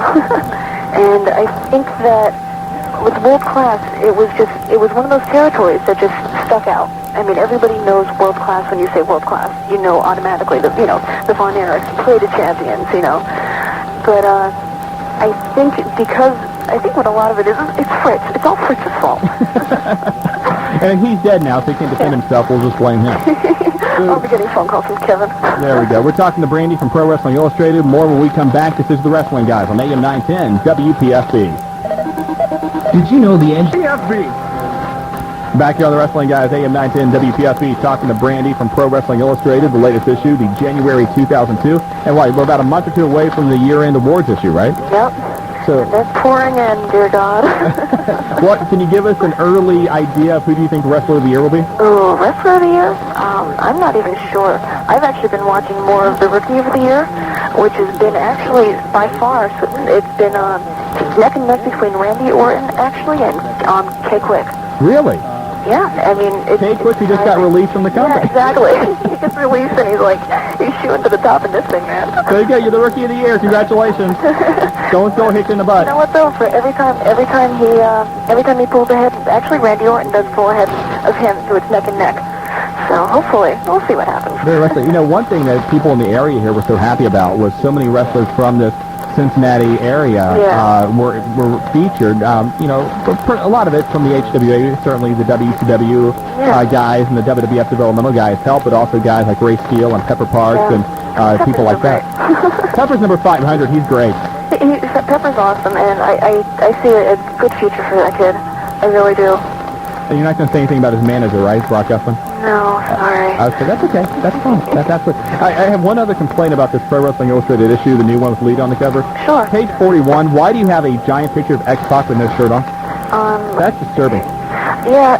God, I just flipped the page. Dear God, that's bad. Being an editor, being the managing editor, I would expect you to correct things like this. Well, I can't correct his tiny nipples.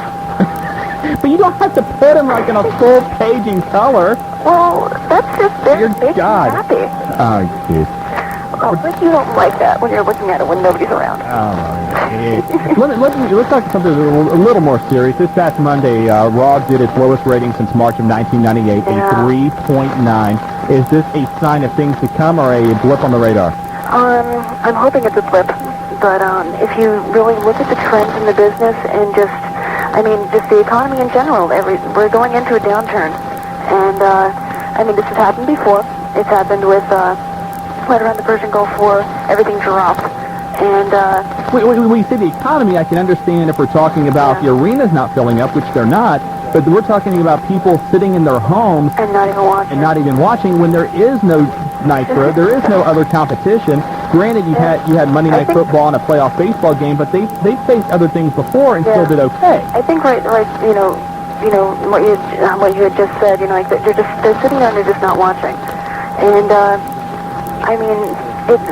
what you have, I think the fans are starting to get they really don't want to see the 20-minute monologues. And I don't know if they're really getting into the vignettes as much, and there is no competition. Before, half of the fun was, okay, Nitro sucks, let's turn back to Raw. Right. And we don't have that anymore. Or X-Pac and Test is on, let's flip over to Nitro. Yeah, there you go. Exactly. Now, do you think that the problem also is the fact that we see so much of the McMahons? It could be. I know that, I was kind of happy when Vince showed up again, but now it's like, oh, go away now. I think what they need to do is bring up some of that talent that Les has sitting there in HWA. I think they need that. They need kids from Ohio Valley to come up. They really need to start integrating the newer talent. Because I know when I was just down in Cincinnati the other week, I'm amazed at some of these kids. There's so much talent, like untapped potential, sitting there in the Ohio region that it really boggles me that they can't find something for these kids. You look at the names that are under contract that are not being used. Mark Henry, who looks so good right now, and I know you got a story on him in the new PWI. Yes, exactly. Mark Henry should be called back up. I don't see why he's not. But you also have, I know one of your favorites, Steve Bradley. Oh, yeah. Charlie Haas, I know, is a big favorite of yours. But you also have the Island Boys, and over at OVW, you've got Leviathan and Randy Orton. There's so many guys that they're not using. Plus, we haven't even talked about D'Lo Brown and Steve Blackman and Haku. Exactly. Right now, what I would do on Monday night if I was booking it, I would definitely have the Island Boys out there. They could fill that. They could fill that whole gap that we're missing with Too Cool being gone. Right. They should definitely be there. I don't understand why they're still with Les. But they just have so much reserve. They just don't use it, and I find that maddening. We're talking to Brandy from Pro Wrestling Illustrated. You can read her column every single month called Off the Top Rope. And why do you have a picture of the Ultimate Warrior in your column this time? Because some fans keep writing me constantly saying that he was actually good, and these people are quote unquote smart fans, which just really boggles my mind. If you're smart, why would you like him? Well, now, you are like me. We grew up, appreciating Ric Flair and Harley Race and people like that, but the Ultimate Warrior, there is a place for people like that have that instant charisma like a Bill Goldberg. That's not charisma. It was something. I mean, it drew the fans in. I think it was just that they were so mesmerized by the fact that he was just so whacked. You couldn't understand a word he was saying. He had absolutely no ring ability. I mean, shaking the ropes is not an offensive move. I'm sorry. Although the pin was. We talked about, mentioned Bill Goldberg. Do you see any way he's going to ever make a comeback? I hope not. He's done so much damage to himself, like, PR-wise. He's done, I don't think, he was never a wrestler to begin with. He was a guy play wrestling. He never really, I think when he started out he was really into it, but he was stuck in the poison that we knew as WCW, which is enough to make anybody turn off to this sport. Hence the fact that they're not here. But I think Goldberg just, I don't see him wanting to be there. There's so many other people out there, like we were just saying, with the developmental. There's so many kids down there that deserve to be up there. He does not deserve to be in the World Wrestling Federation. He is not. He should not have the name Superstar next to his name. I'm sorry. People here at my office would probably smack me right now, but I'm sorry. I just don't see. He's the 2000 Magnum TA. Now, wait a minute. Hold on, because Magnum TA was one of my favorites. He was one of my favorites, too, but there's a reason he wrapped his car around the, Well, yeah, but there's a difference there. If Magnum's not in the accident... There is not a difference, because Magnum, if you look at the tapes, and I have tons of hours of tapes of the old NWA, Magnum just only did 3 moves. He was Bill Goldberg. Well, but that was how he was booked. When you saw him and have an opportunity to go 20 minutes with Nikita Koloff or 40 minutes with Ric Flair, he was fine. He was able to hold his own. I don't think it's fair. I don't think it's fair. You can say that a guy whose career was ended by a car accident, compare it to a guy who hit the lottery because WCW was stupid enough to sign him to a contract that long for that much money. I don't see that comparison. I still, every time you watch a Magnum show or a Magnum match, it was still, the belly suplex always ended it. I mean, he basically hid behind Dusty, which was easy. But you didn't have the problems in the back with Magnum that you had with Goldberg. No, but then, but it was also a different time. I mean, you didn't have the poison people. Like, all the backstabbing and stuff as deeply as it was embedded in WCW, the new WCW, as opposed to the old Crockett, WCW. It was such a different, time. And I think that has a lot to do with it. Gotcha. I still don't see Goldberg being I still can't believe you put Goldberg and Magnum TA in the same sentence. Hey, man. For that, you should be shocked. Yeah, well, Magnum was cute, so Bill Goldberg really shouldn't actually be in that set. Brandy, thank you very much. Again, you can read her every single month with her column Off the Top Rope in Pro Wrestling Illustrated. And we'll talk to you soon. Okay. Okay, hang on a little bit. And again, we want to remind you all this week on 105.9 The Rebel, you have opportunities to win tickets to next Tuesday's SmackDown at the First Star Center in Cincinnati. Listen mornings with Dan B, and also weekday afternoons with Wild Wally. I will have your downtown SmackDown trivia question, and you will be in the running to win the SmackDown tickets. You will also instantly win a copy of Mick Foley's Halloween Hijinks book, as well as 4 tickets to see the Heartland Wrestling Association Wednesday, November the 14th at the Montgomery County Fairgrounds Coliseum in Dayton with the semifinals and finals of the HWA Heavyweight Championship Tournament. Don't forget the Wrestling Guys hotline, available 24 hours a day, 7 days a week. The phone number, 937-285-0991. And the Wrestling Guys webpage off of 1059therebel.com. Go there, click on the Pro Wrestling link, and everything you would want to need on the internet, well, most of it is there. I'm Shawn Stidham. Thanks for listening to the Wrestling Guys radio show. Remember, next week we are on Thursday. Until then, I'll see you later. Bye-bye. Evening. A terrific Wednesday night to you. Back in our regular time slot. This was a little more comfy. My name is Shawn Stidham. This is the Wrestling Guys on AM 910 WPFB.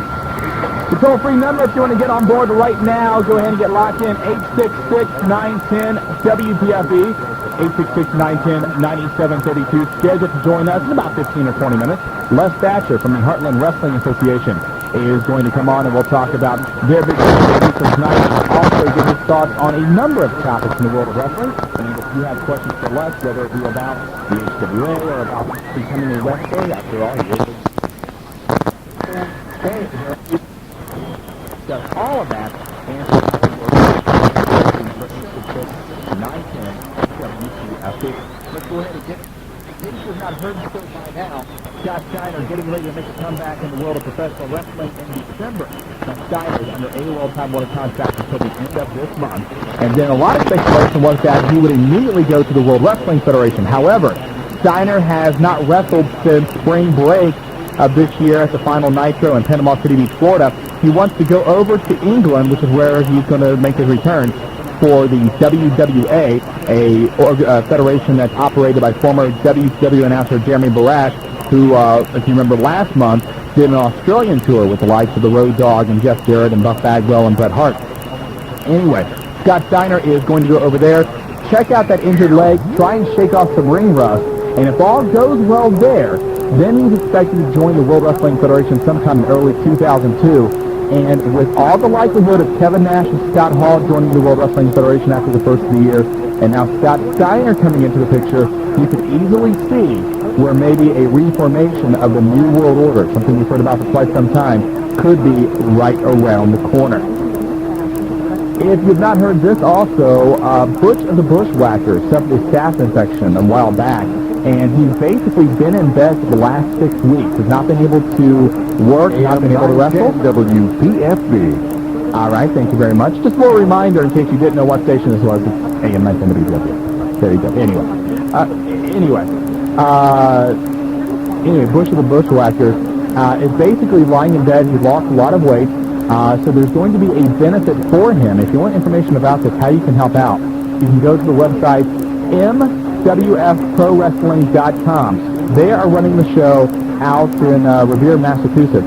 And if you want to actually send Butch a financial donation, you can certainly use it this time. You can mail that to Robert Miller, 19106 Gulf Boulevard, apartment 401, Indian Shores, Florida, 33785. And it's one of those cases where an old school guy doesn't really have the insurance to take care of himself in a time like this. And actually, Jordan Yan from OneWrestling.com wrote today that Road Warrior Hawk's wife and Greg Valentine's wife have actually been stopping by his apartment making some homemade meals, home-cooked meals, to try and just lift the spirits a little bit. So anyway, we'll hopefully have better news on that down the road. Last night, this is amazing. Last Monday Night Raw. Who do you think suffered the worst injury of the night? I mean, you've got a night where you've got all different kinds of matches, all different kinds of WWF superstars in the ring, and the announcer suffers the worst injury. Paul Heyman has a bone bruise on his right leg after the table during the main event of Rock and Jericho collapsed and got him in the leg. He gutted it out, showed he had that testicular fortitude, and he was able to finish the show. Went to the hospital later. The good news is nothing too serious, but again, a bone bruise. He was at the SmackDown tapings last night. Rock was also at the SmackDown tapings, although he has his elbow heavily taped. If you saw that chair shot he took from Chris Jericho this past Monday, right on the elbow, not the best place to take a chair shot.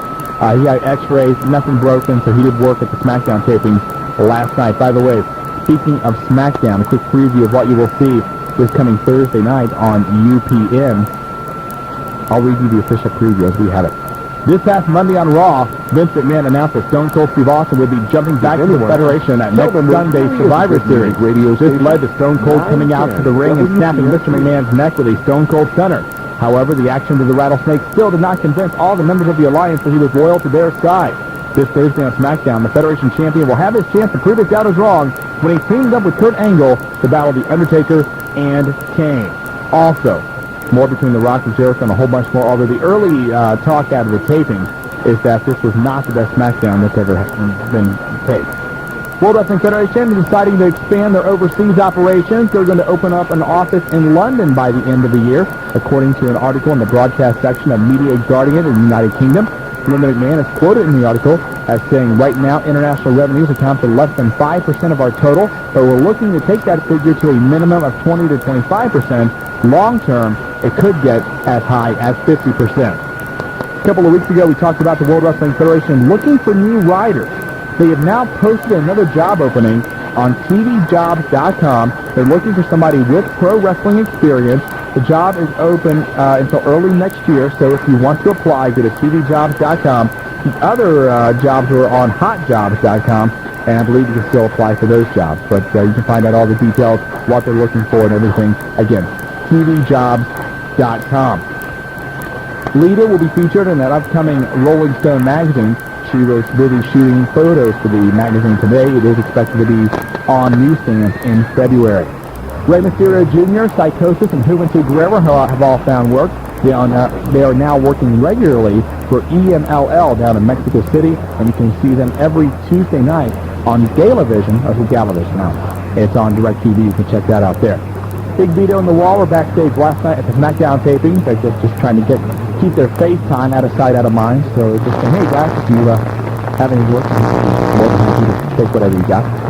Want to mention something coming up this weekend. We also a good call down at Comic Central on Eastmont Avenue in Cincinnati on Saturday from 3 until 5. Val Venus and Brian Adams from Sonic will be signing 3 autographs and also posing for $5 Polaroids, with proceeds from the Polaroids going to benefit the NYC Fund. They're also going to hold an auction there with autographed memorabilia from Val Venus, Brian Adams, Eddie Guerrero, Jason Brown, Steve Blackman, and many more. The details about this, again, this Saturday, 3 to 5, to meet Val Venus and Brian Adams at Comic Central. You can call 513-474-7700. And again, that's going to be also a good cause this Saturday afternoon. Meet Val Venus and Brian Adams. 3 autographs, $5 Polaroid, also a good cause for the auction down at the Good Times Show. When we come back, we're going to talk to the man behind the Heartland Wrestling Association, Les Thatcher. Not just behind him. Back here on the Wrestling Guys on AM 910 WPFB. My name is Shawn Stidham. Our toll-free number tonight, 866-910-WPFB, 866-910-9732. And joining us tonight, one of our favorite guests to have on the Wrestling Guys. He is the owner of the Heartland Wrestling Association and also the main guy at the Les Thatcher Main Event Pro Wrestling Camp down in Cincinnati. Of course, when you're talking about the main guy at the Les Thatcher Main Event Pro Wrestling Camp, you should be talking about Les Thatcher. I thought we were talking about Shawn Stidham. Well, you know, that's only on the internet. Okay. How you doing, Shawn? I'm fine. How you doing, Les? I'm good. Thank you for having me on. No problem. A lot of stuff I want to touch base on tonight. Again, we are taking phone calls, 866-910-WPFB. We'll get to some of the callers in just a minute. I guess we're now into about, 4 or 5 months now you've had the WWF developmental contract. What kind of changes has that made for the company in general and for you? Well, changes for the company, of course, more paperwork because we're involved in corporations, so there's all sorts of reports. Changes for me, I'm running 2 training sessions a day on some days now because I run my contract people or the WWF developmental people at noon, and then our regular, what I guess you would term our walk-ins are the people that we start from the very beginning here at 6:30 in the evening. And of course I've got tapes to look at, evaluations.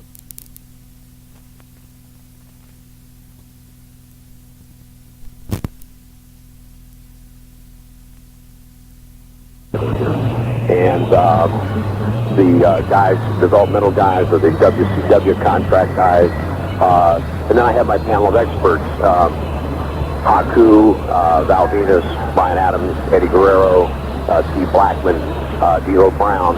And so if you can't learn in this environment, I don't know if there is one that you can learn in, because when we break something down and critique it, I'll give my impression of, you did this wrong, or this should have been faster or slower, whatever. And then I'll go to these guys I just named, and they will each break it down from their point of view.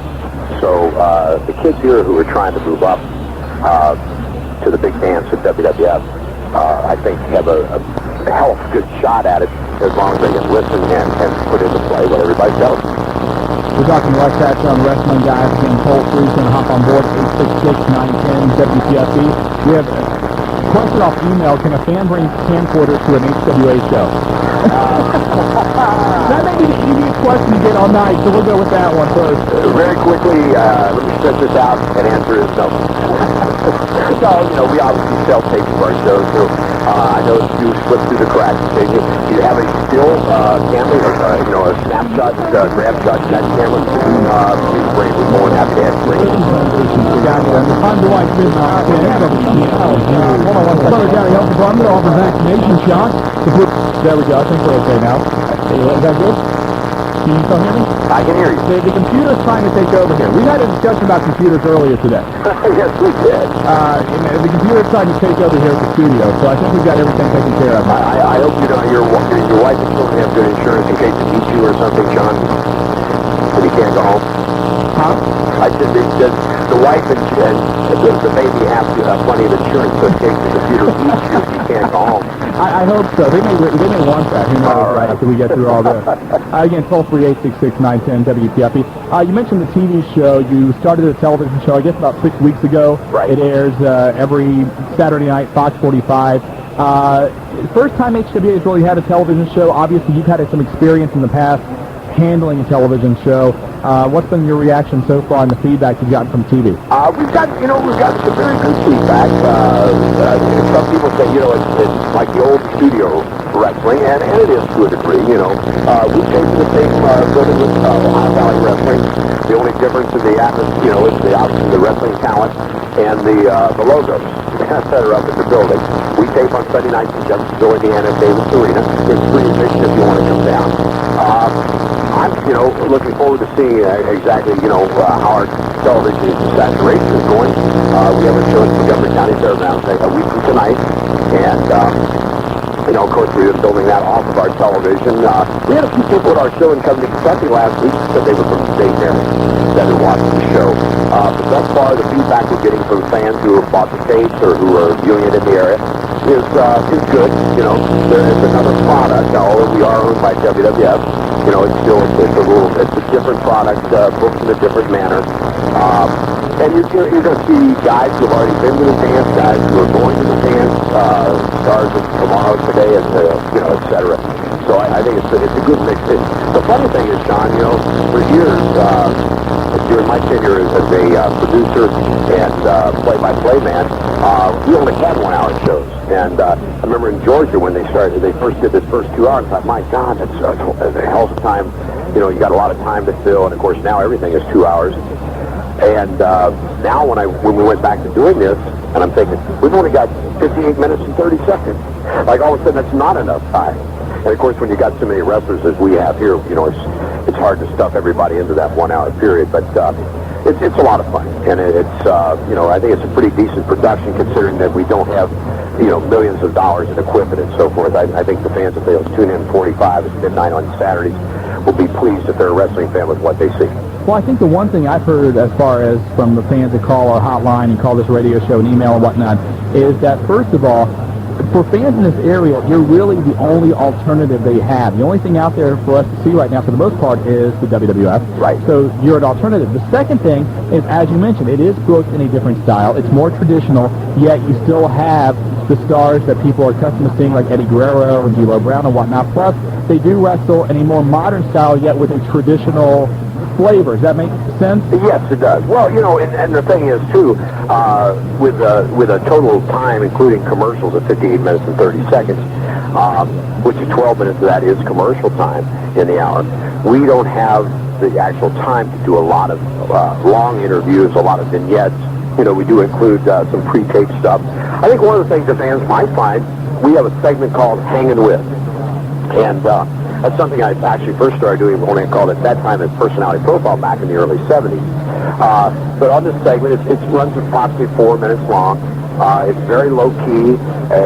It's not a wrestling interview style thing, but we have the wrestlers on basically out of character, talking about their hobbies, how they came up into business, their family backgrounds, or anything that might be of interest in that 4 minute block. It gives you another look at another side of the performer. But yeah, I think that you mentioned modern style, combined with old style, and actually that's what we're teaching here. That's what OVW is teaching. That's what Sid Finley and William Regal and Arn Anderson are teaching Monday and Tuesday afternoons before Raw and SmackDown start. We're trying to get things back to the basics. We want to, it's reality-based. It's obviously not real, but reality-based. Work more holds, concentrate on the psychology of the business. And then one of the reasons is, if you read the roster report, look at the disabled list. It sometimes equals the active roster in terms of numbers. Well, you don't even have to look so much at the disabled list as much as the number of guys who are now retiring at 32, 33, 34, like Shawn Michaels, like Mick Foley, because they have wrestled such a physical style. And not that there's anything really, wrong with that, but, if you mix in the psychology and learn that part of it, you're going to extend your career and be able to have a much more productive career in the long run. Absolutely. Well, and I won't be able to paraphrase here, at least not very well, because I can't remember it verbatim, but Dave Meltzer brought up a point in the Observer, I believe it was last week, about indie wrestlers. He says so many kids think that they got to do the ultimate high spot, the ultimate big move to get noticed. And if you're planning on doing this for a short-term hobby, that's probably great. Then you'll have a good time. If you're looking at the long run, if you're looking to go to WWF, then you should probably consider that the three people evaluating you, or three of the people evaluating you, myself, Jim Cornette, and Jim Ross, are looking at things that make sense with good basic sound structures and techniques and good psychology. And it is a business right now where you have to work within a structured system that the coaches build, not unlike a football system. But we are combining that. We're not taking the aerial guys. I mean, here right now we've got Kaz Hayashi, Jimmy Yang, Skipper, Kid Romeo, Shannon Moore, Evan Courageous. These guys are all known, as cruiserweight flyers, or another slang term, car crash. Is what WCW was doing. Now, we're not trying to take these, all their flying ability away from them. Quite the contrary. We're just trying to blend it in with good mat skills and good psychology so that the fan is getting actually a more well-rounded product. Take our first call tonight. We're talking to Les Thatcher here on the Wrestling Guys on AM 910 WPFB. And our first call will go to Jeremy. We're on the Wrestling Guys with Les Thatcher. Hey, how you doing, Jeremy? Les. Good. I was just wondering, how old do you have to be to start training in HWA? 18 years old. How old are you? I'm 14. 14. Well, let me tell you what to do for the next 4 years. If you have the opportunity, if your high school has a good amateur program, or if you can get in a good amateur program at the YMCA or the Boys Club, I would highly recommend that. And I would say probably around your 15th birthday, find a good weight room with a trainer who knows what he's doing, and start, with a good weight program and a good nutritional program, because you're growing anyway naturally at this point in time, and you can help your chances of putting on good lean muscle mass by doing it properly at an early age. And I would say by the time you're 18 years old and ready to come to us or wherever, you'll have a leg up. But that would be my suggestion. Don't get involved in a backyard federation. It's risky, and don't be trained by someone that's not sure what they're doing, or somebody that trained themselves, because I'll tell you one of the things that I find that Danny Davis down at OVW would tell you the same thing. It's tougher for us to break bad habits that are ingrained in someone than to take someone that has no habits at all and train them from scratch. Thanks a lot, Jeremy. Let me ask you something. How many guys do you get that come into the school, off the street, and they've been in the backyard, they can tell you how to do a frog splash or how to do a hurricanrana, but they don't understand the nutrition and the psychology and all the little things it takes to make it in the career in the world of professional wrestling? There is a lot of them. And again, if you're doing it for the fun or the hobby, then I guess it doesn't much matter. Except, I'm the kind of guy, if you and I are going to play Monopoly, I want to play it the best I can possibly do. That's just my mindset. But we get a lot of guys who, the indies should be a more fertile feeder for the big game. It's not, and for varying reasons. A lot of that is that many of the people who call themselves trainers, they themselves aren't well versed. They don't know how to teach psychology because they don't know psychology. And the other thing about our business is there's only one way to teach you to be a main eventer on a big show, and that's to have been one, because, Shawn, you've been a wrestling fan for how many years? 20. 20 years. Okay, and you've watched all the major stuff in 20 years, and I know you're well-read and you're a student of the game. But if I said, how does it feel, Shawn, to get up in front of 15,000 people looking across the ring at Ric Flair and go for 25 minutes, what can you tell me? On PlayStation the other day, I did really well. I did excellent on PlayStation. Well, we got a break for news. Hold that thought, because when we come back, we've got more calls to get to. Plus, Channel 7 did a segment the other day about backyard wrestling. We want to talk about that, plus about the big show 1 week from tonight at the Montgomery County Fairgrounds. More with Les Thatcher when we come back. This is the Wrestling Guys on AM 910 WPFB. Do you know where your news is? 910 WPFB. I'm Dwight Smith, 910 WPFB News. Butler County Health Department to offer vaccination shots. The flu and pneumonia shots will be available to adults 65 and older with serious long-term health problems. Anyone who qualifies can go to the Butler County Health Department Friday from 10 a.m. to 4 p.m. The cost of the shots will be $10 for flu vaccination and $20 for pneumonia vaccination. Health Department officials say all adults will be offered the shots when the department receives all of their allocations. And a white incumbent criticized for his handling of spring riots has won re-election in Cincinnati. It's been a long campaign for me, and even before that, it's been a very difficult period in my life. I'm grateful to the voters for the vindication. I congratulate Curtis Fuller. He ran a good, strong race, and his supporters. Mayor Charlie Lucan says he's grateful to the voters for the vindication.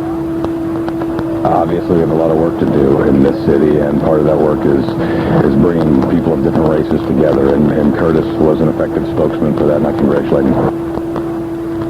Lucan getting 55% of the vote in Cincinnati. Ohio Attorney General Betty Montgomery says Ohio is among 9 states that have approved a revised settlement with Microsoft. Montgomery says the agreement addresses Microsoft's anti-competitive practices while leaving the company intact. President Bush says going after 2 of Osama bin Laden's suspected financial... Tom Jones heading home to that green dress. Life with, depression, and recently returned soldiers. The year was 1945. The year community leaders got together and decided that something needed to be done. Someone, some group, needed to help our returning soldiers and their families readjust to the issues of the day. And thus became Family Services. That was 56 years ago, and since that time we've changed our name to Lifespan. Those soldiers and their families of the 40s are now the elderly seniors of today. Yet Lifespan continues to help them through our home care division. Lifespan goes into the homes of your elderly neighbors daily to help them with saving, grooming, and household duties. We are there to meet the needs throughout the span of life. And while none of us know what tomorrow will bring, Lifespan plans to be there, to never stop reaching out to meet the needs of the community. And now back to the Wrestling Guys on the station that's a part of your life, AM 910 WPFB. And we're back here on the Wrestling Guys with Les Thatcher from the Heartland Wrestling Association. Our toll-free number, if you want to hop on board, 866-910-WPFB. And let's go back to the phone lines and talk to Bud Rowe. You're on the Wrestling Guys with Les Thatcher. Hello, Bud. Okay, we've lost Bud Rowe. We have a dial tone. We have a dial tone. I think we have him now. You're Wrestling Guys. Hello. Anyway, what's up, Les? Hey, Bud, how you doing? All pretty good. Anyway, I want to talk about tonight because not only I know that the HWA and OVW is gaining much success ever since becoming the new developmental territory for the World Wrestling Federation. Now, I know that also UPW out in Southern California is also one of the major developmental territories for the WWF. But now, like, they're starting to lose some of their wrestlers, and some of them are starting to go to OVW, like the Prototype and stuff. And my question is, right now, is there any thoughts of bringing in more people from UPW and possibly bringing them over to the HWA into OVW, like Samoa Joe, like, you know, Christopher Daniels? Because personally, I think that Christopher Daniels would be a major, great addition to the HWA because I think he brings a lot to the table. You know what? Yeah, I've never met Chris, but yeah, I've seen tapes of him. His work is very good. First of all, that is a possibility. I don't believe at this point in time there may be 1 or 2 guys still under contract to the company that are still out in UPW. But I think technically we can't call UPW a developmental territory at this point in time. I think Rick Bassman still has a working agreement with the company in as much as if he discovers someone, they pay him basically a scouting fee or a finder's fee. And I wouldn't swear on the Bible that this is exactly right either. But I don't think they have the same. Well, in fact, I'm totally sure that they don't have the same deal that we have or that OVW has. But I think there was a kid out there, I think, called the Hardcore Kid. Yeah, I think he's out there, and he's supposedly started a developmental contract. Yeah, now I've heard rumors that we were going to get him, but he was going to OVW. Hasn't, but of course that hasn't materialized at this point in time.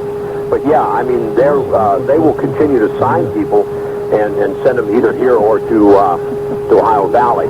But right at this point in time, the only two developmental territories as such, which is structured the way OVW and we are OVW and us.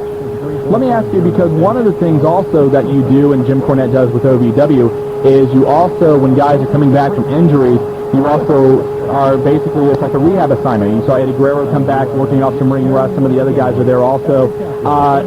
A lot of people are wondering, are guys like Rikishi and Benoit and Triple H that are currently on the shelf, will they be making a stop in the HWA at some point before they go back to the WWE? I think they will. I can't swear that all the above. I'm hoping that we get Benoit, obviously, because he and I are personal friends.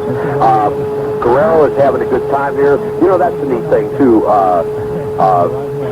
Eddie came in. We weren't sure how long he'd be here or when they're going to be ready to bring him back up. He's actually did some house shows over the weekend. He's due back in here this weekend.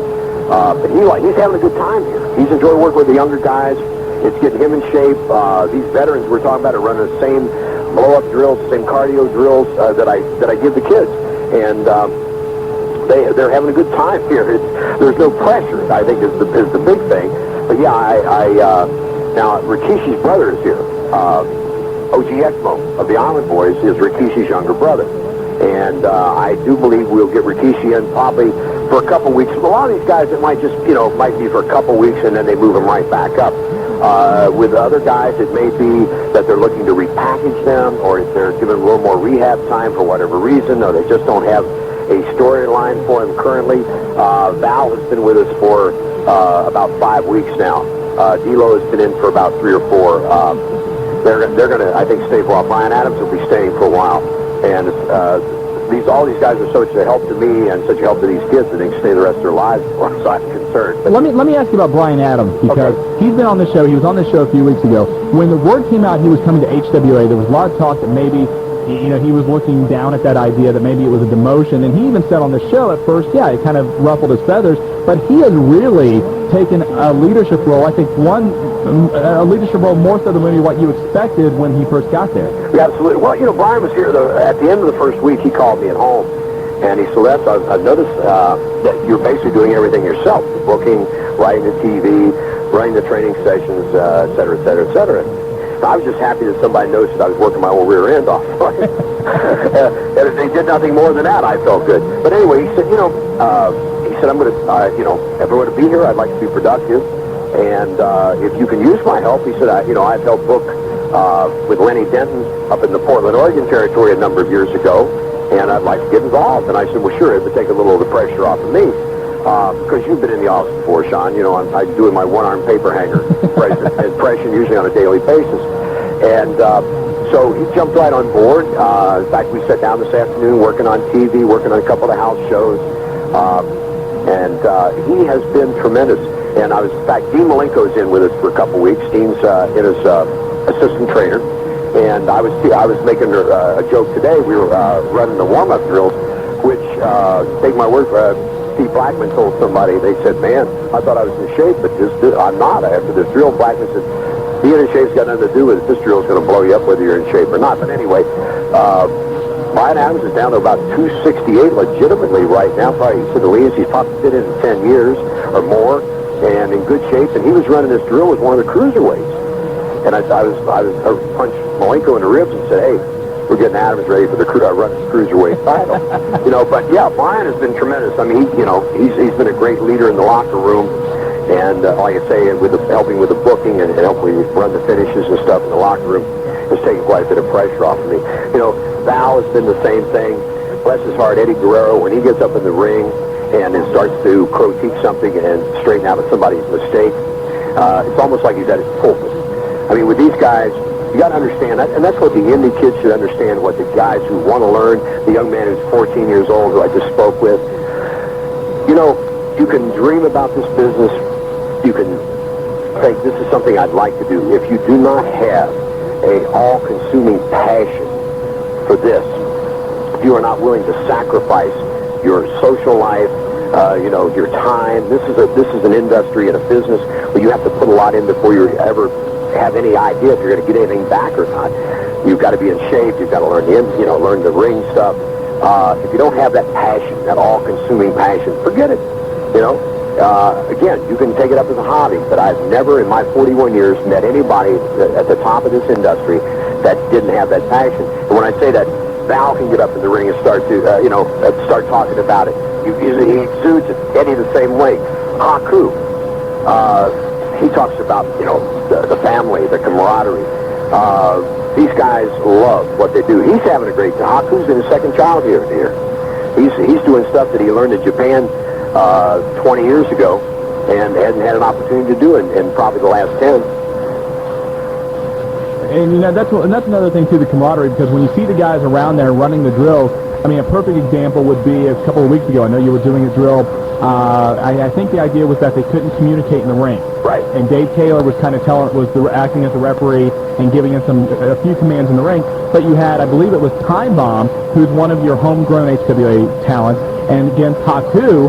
And why don't you tell the listeners what happened in that match? What was going on, and this is, I read someplace that we were almost like a punishment. Why in HWA, the guys are not allowed to lay their matches out in the dressing room. They're forced to do it in the ring. That's not a punishment. That's the way the masters in this business do it. You don't sit an hour in the dressing room to build a 10-minute match. That's insane, and it's counterproductive. So, and some of these guys have been taught that way. So our way of breaking that is sometimes we draw names out of a hat, throw two guys in there and say, okay, give us a 5-minute match. They don't have time to sit down and talk. So this particular day, Dave was picking, he picked a guy and I picked a guy, to go against one another. And they had to build a match in the ring.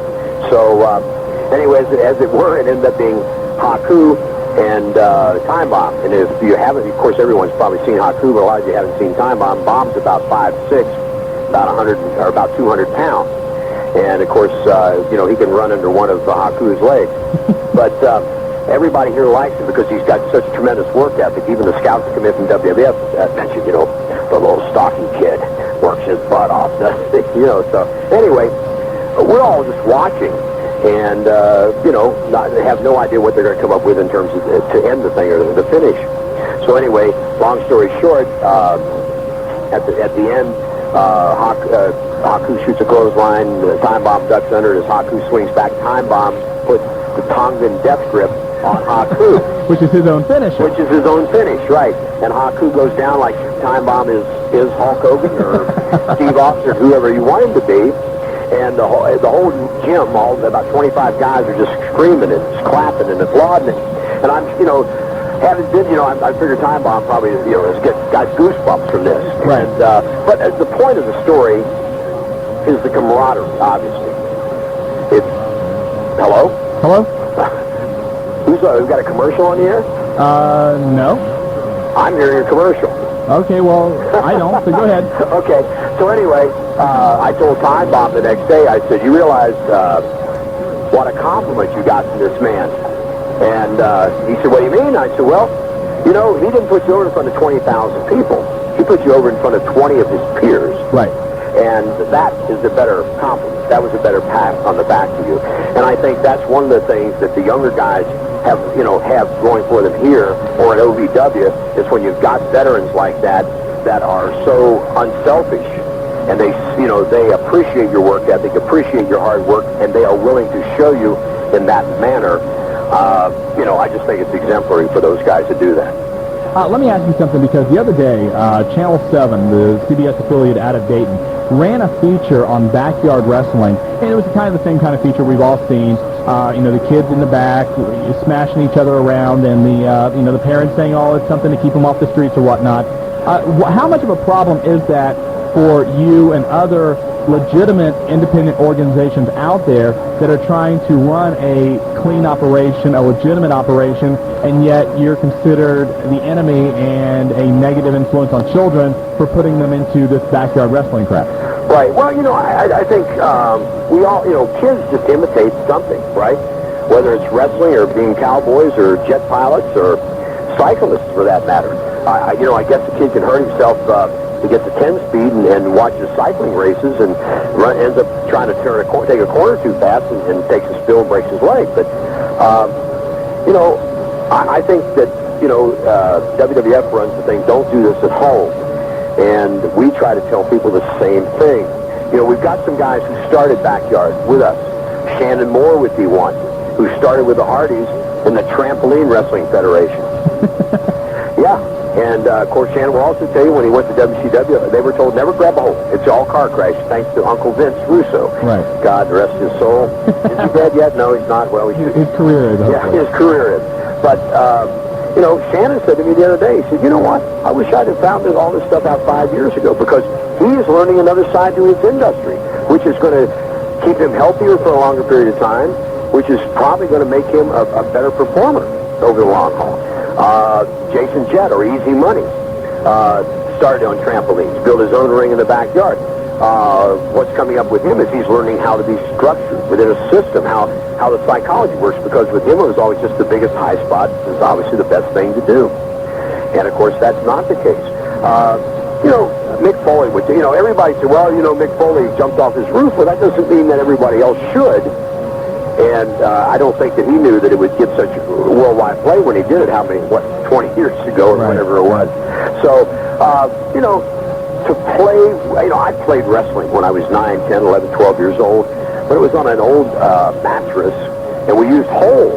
You know, we didn't use light bulbs or chairs, or we didn't try to go through tables or anything like that. And I think what kids have to understand, if that's what they want to do, I mean, you know, there's no way I can stop them. But if they think that's the way to get noticed to become a top professional wrestler and get a contract with the WWF, I can tell them emphatically that is not the case. No, because the WWF, simply when they get the tapes, they go in the file 13. Sure. They don't even look at them. Yeah. But the problem is, though, is that we have guys that have actually made it, and they talk about, you know, like you just said, Jason Jett and Shannon Moore. We've all seen the Mick Foley tape. And I don't think anybody is saying, you know, don't play wrestle or whatever in the backyard, but there's a certain responsibility you have to take. Foley, in his last book, Foley is Good, has actually a guidelines and some commandments that if you follow these, you're going to be fine. Right. You know, you don't actually punch each other. You miss by 3 feet and sell it like a mother. You know what I mean? Sure, exactly. Well, you know, and that's it. I don't know what it is about our industry. A lot of people seem to think, I've watched it on television for several years. I can do it. Mm-hmm. That's insane. You know, I've been watching doctor shows since Ben Casey back in the mid-50s, and I still can't do brain surgery. You know, and I don't know why. You know, but I mean, that's the whole point. Is, well, I've watched this so I can do it. That's not so. That's not so, and it's unhealthy to try that. And what, like Mick's guidelines, like you're mentioning, sure, try holds, but don't try them, you know, don't try to break your buddy's leg or arm. That's insane. We are entertainers. We are not trying to kill one another. And the real professionals, the Ric Flairs, the Jack Briscoes, the Chris Benoits, the Dean Malenkos, the Hunter Hearst Helmsleys, will tell you themselves, when you come out of a match, if no one is hurt, then it's a good match. Well, that was one of Bret Hart's, one of the things he was most proud of is that he never injured anybody in the ring during his career. Sure. So, and he was always proud of that. And you know, I can go way back, and one of the neatest things that was said to me, and I won't waste this for a whole long story, but years ago, I was a young man, probably 2.5 years in the business, in my early 20s, was up in Windsor, Ontario for television, and Mark Lewin, who was a major star in the industry. Maniac Mark. Yes.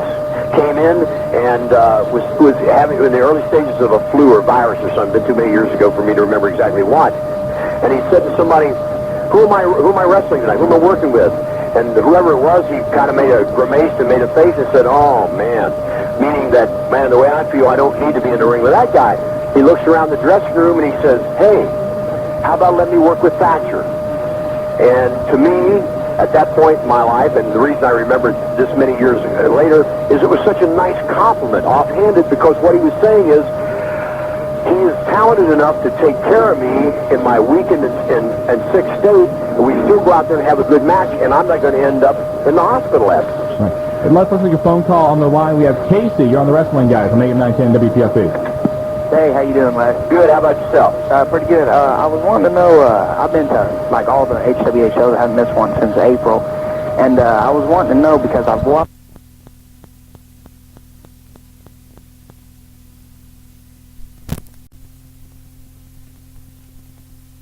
early in the morning and you know your room is next to Vince McMahon's, you might want to, make sure the kids have their eyes covered and, the wife looking straight ahead or, maybe your husband's looking straight ahead because, I don't know if you want to see Vince McMahon in the bus. Or what you can do is actually, before you come out of the room, or, open the door a little bit, yell steroids, and then probably won't come out. PTC. Yeah, there you go. Don't forget the Wrestling Guys hotline available 24 hours a day, 7 days a week at 937-285-0991. Also, you can check out the Wrestling Guys webpage at 1059therebel.com. Click on the Pro Wrestling link. The streak continues as far as Willie F. not doing a column, but I'm sure that'll change someday soon. I've been very busy. I haven't doubted that. I don't doubt I have been very busy. You have. You know how busy You've been very busy for the last 4 months. You're right. I have been. I'm saying you've been very busy. I'm spread thinner than Jif peanut butter right now. How thin is Jif peanut butter? Not the chunky stuff. They merged today, like some big corporate. Were they really? Yeah, I didn't even know that. There you I go. need to buy stock now. Yeah. I would go buy stock. Well, maybe should have did it yesterday. Well, yeah, that's true. And again, don't forget the Rebel Ringside Report every Tuesday morning at 7:20 a.m. on 105.9 The Rebel. And I'll tell you what, we're going to go ahead and give away a copy of Kurt Angle's autobiography, It's True, It's True. Caller number 9 at 1-866-910-WPFB. We'll pick that up. And again, we want to thank HarperCollins Books for providing that to us. And again, the number is 866-910-9732. For another week, we're done. I'm Shawn Stidham. He's Willie F. Thanks to Brian Adams for joining us from the HWA. We'll see you next week. And you've been listening to The Wrestling Guys. Can I do take two? Yeah. And you've been listening to The Wrestling Guys on 910 AM WPFB.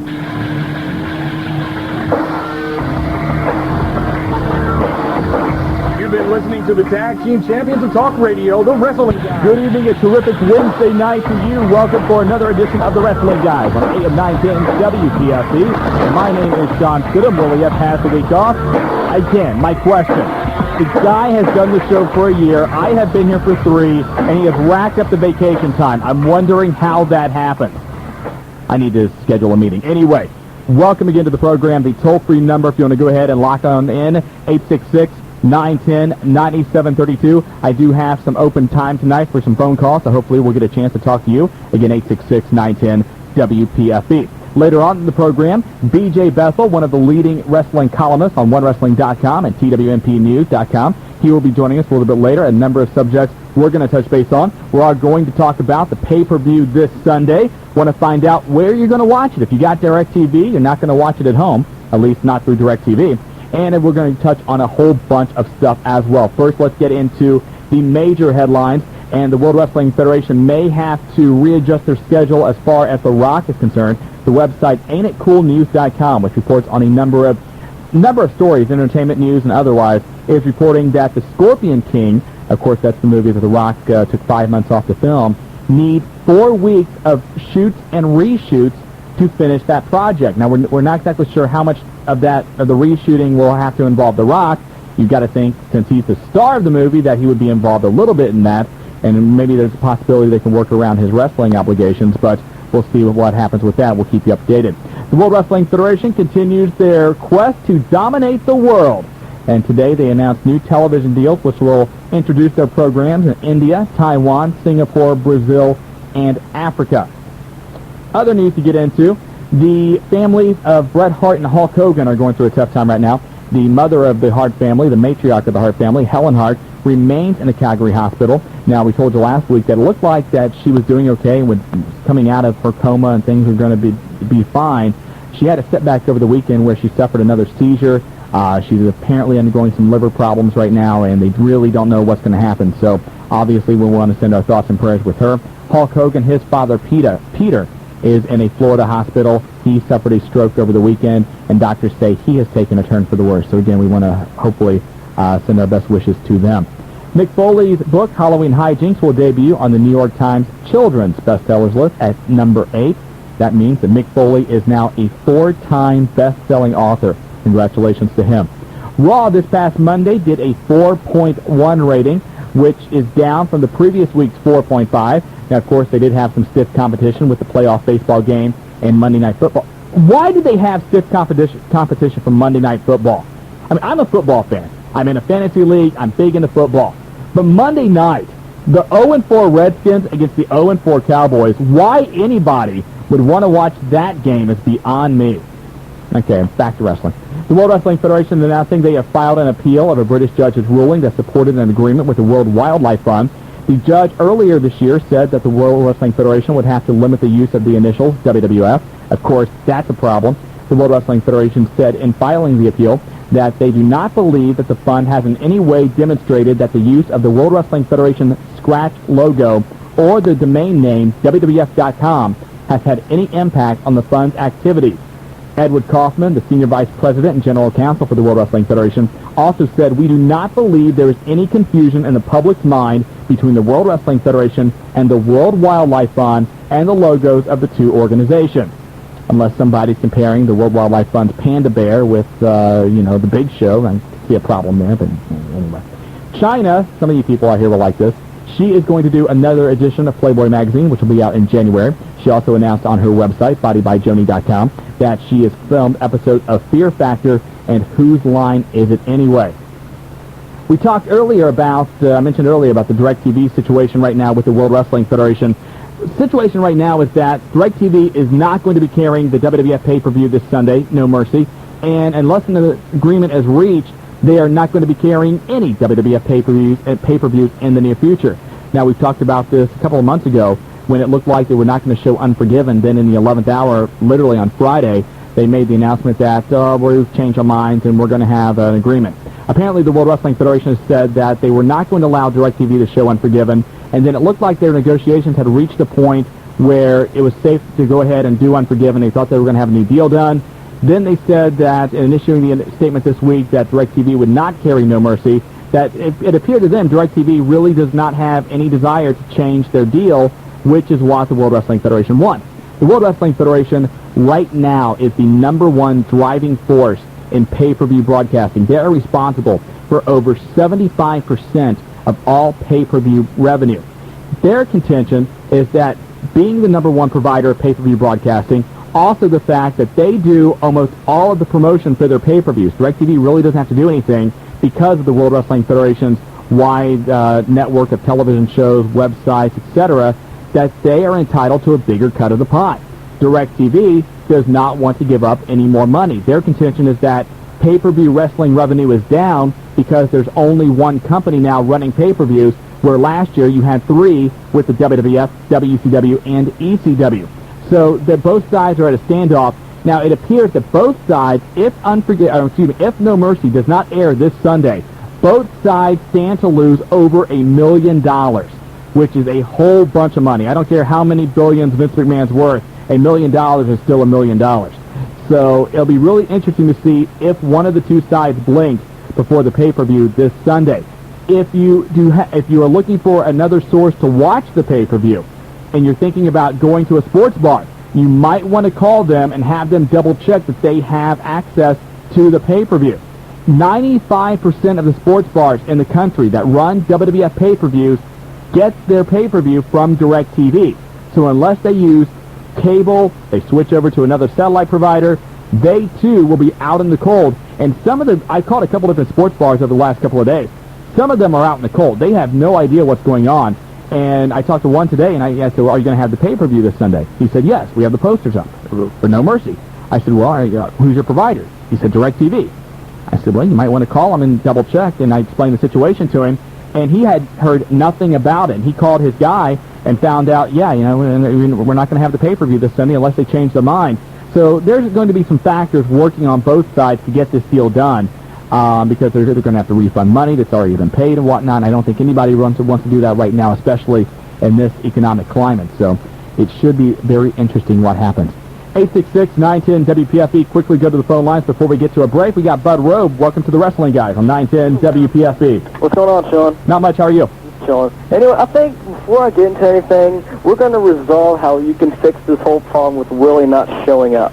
And what's your recommendation for that? Well, seeing that this has been your show since, you've been here since the show started 3 years ago, when it started in the Wing AM, then it went to Buckeye Country. Yeah. And you've been the main person, so it's like you're the man in charge of this. I don't know if I'd go that far sometimes, but okay. But seeing that you have a co-host that's refuse to show up for other reasons, quotation marks, you should take action by finding other co-hosts or better replacements for Willie. I mean, obviously, in the Miami Valley, there are plenty of, of good people who could replace Willie F. Why do I get the feeling you're trying to audition for the job? Well, I'm just saying that if I were to nominate myself as one, but I would be available. I mean, I appreciate the offer, but Willie right now, it's not like that he's in hiding and we can't find him. The guy's doing some legitimate things right now. So, and he's been a part of this show almost since the beginning as well, and his spot is secure. He doesn't have to worry about that. And from time to time, I have to do the show by myself.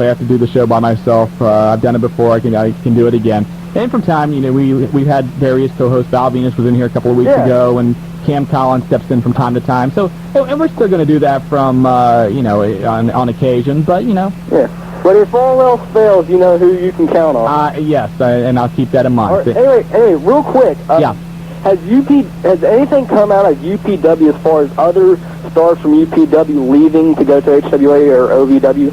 That's a real interesting story because there's a couple of guys out on the West Coast that I saw over the weekend that had, they were being touted as WWF developmental talent. Yeah. And my understanding was that anybody under developmental contract had to be either in OVW or the HWA.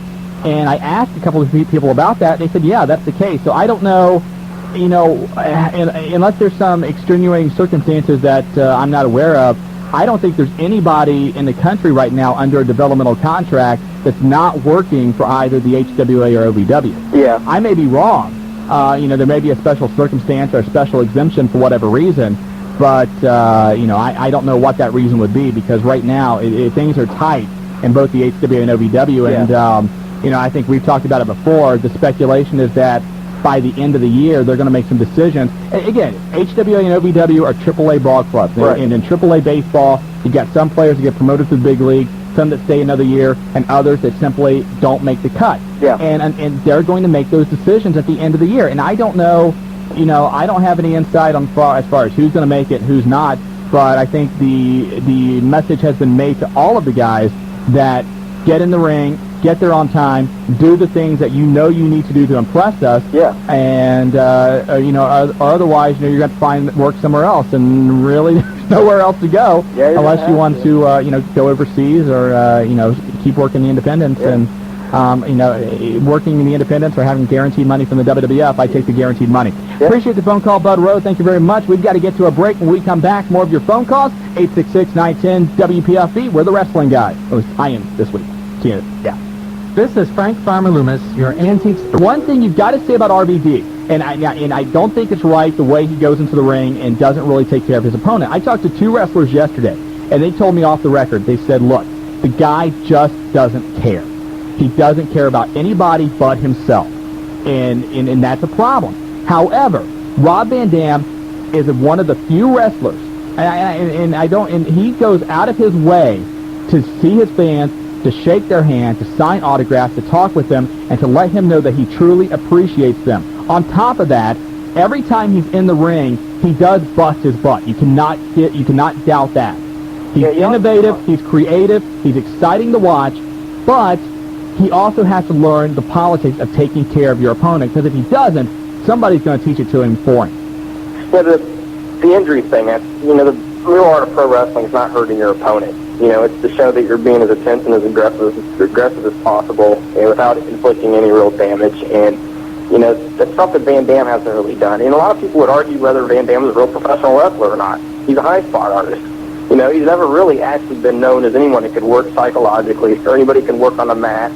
And that's just some of the things you have to take with him when you put him in the position he's in.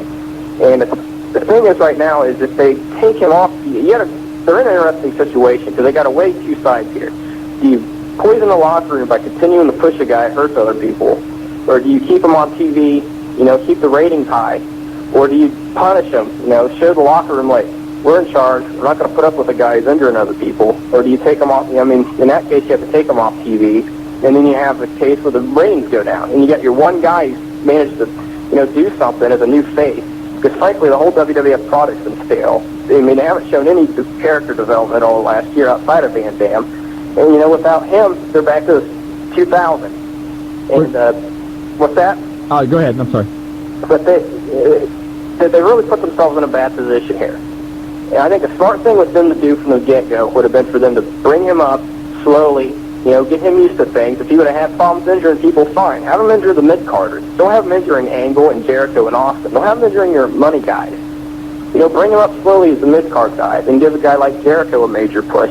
Turn him heel, do anything you want with him. But the fans, don't you think they're the fans, BJ? We're talking to BJ Bethel here on the Wrestling Guys on AM 910 WPFB. Don't you think the fans demanded a bigger push for RVD? Because think back, when Austin really started getting his push after the I Quit match with Bret Hart, Austin really, in his development in the WWF, I don't think was ready for that main event push, but the fan support was so rabid, they went ahead and threw him into that main event with The Undertaker. But the thing is, you need to remember, for another year, they kept the world title off of him. They didn't put him in any world title matches. They kept him, wrestling guys like The Rock, who at the time was, up and coming. He was in an IC title feud with him. And, they had him stunned. I mean, they let Michael do whatever he wanted. He was the champion at the time. They managed to keep Austin down in the mid-card, and they built him up over time. By the time that he got up to the world title, the expectations, the anticipation was there. Buy rates went up. And I think they could have had a situation like that with Van Dam. But, so far they've given away all the main events you could want out of him. Because by the next month you're going to see him and Austin going at it at least once. The other problem they're going to run into here is, I don't know, have you seen the story yet about the reshoots for the Scorpion King? Did you hear that? The website AintItCoolNews.com, which is one of the leading websites as far as breaking entertainment news, reported today that the Scorpion King is in need of about 4 weeks of reshoots.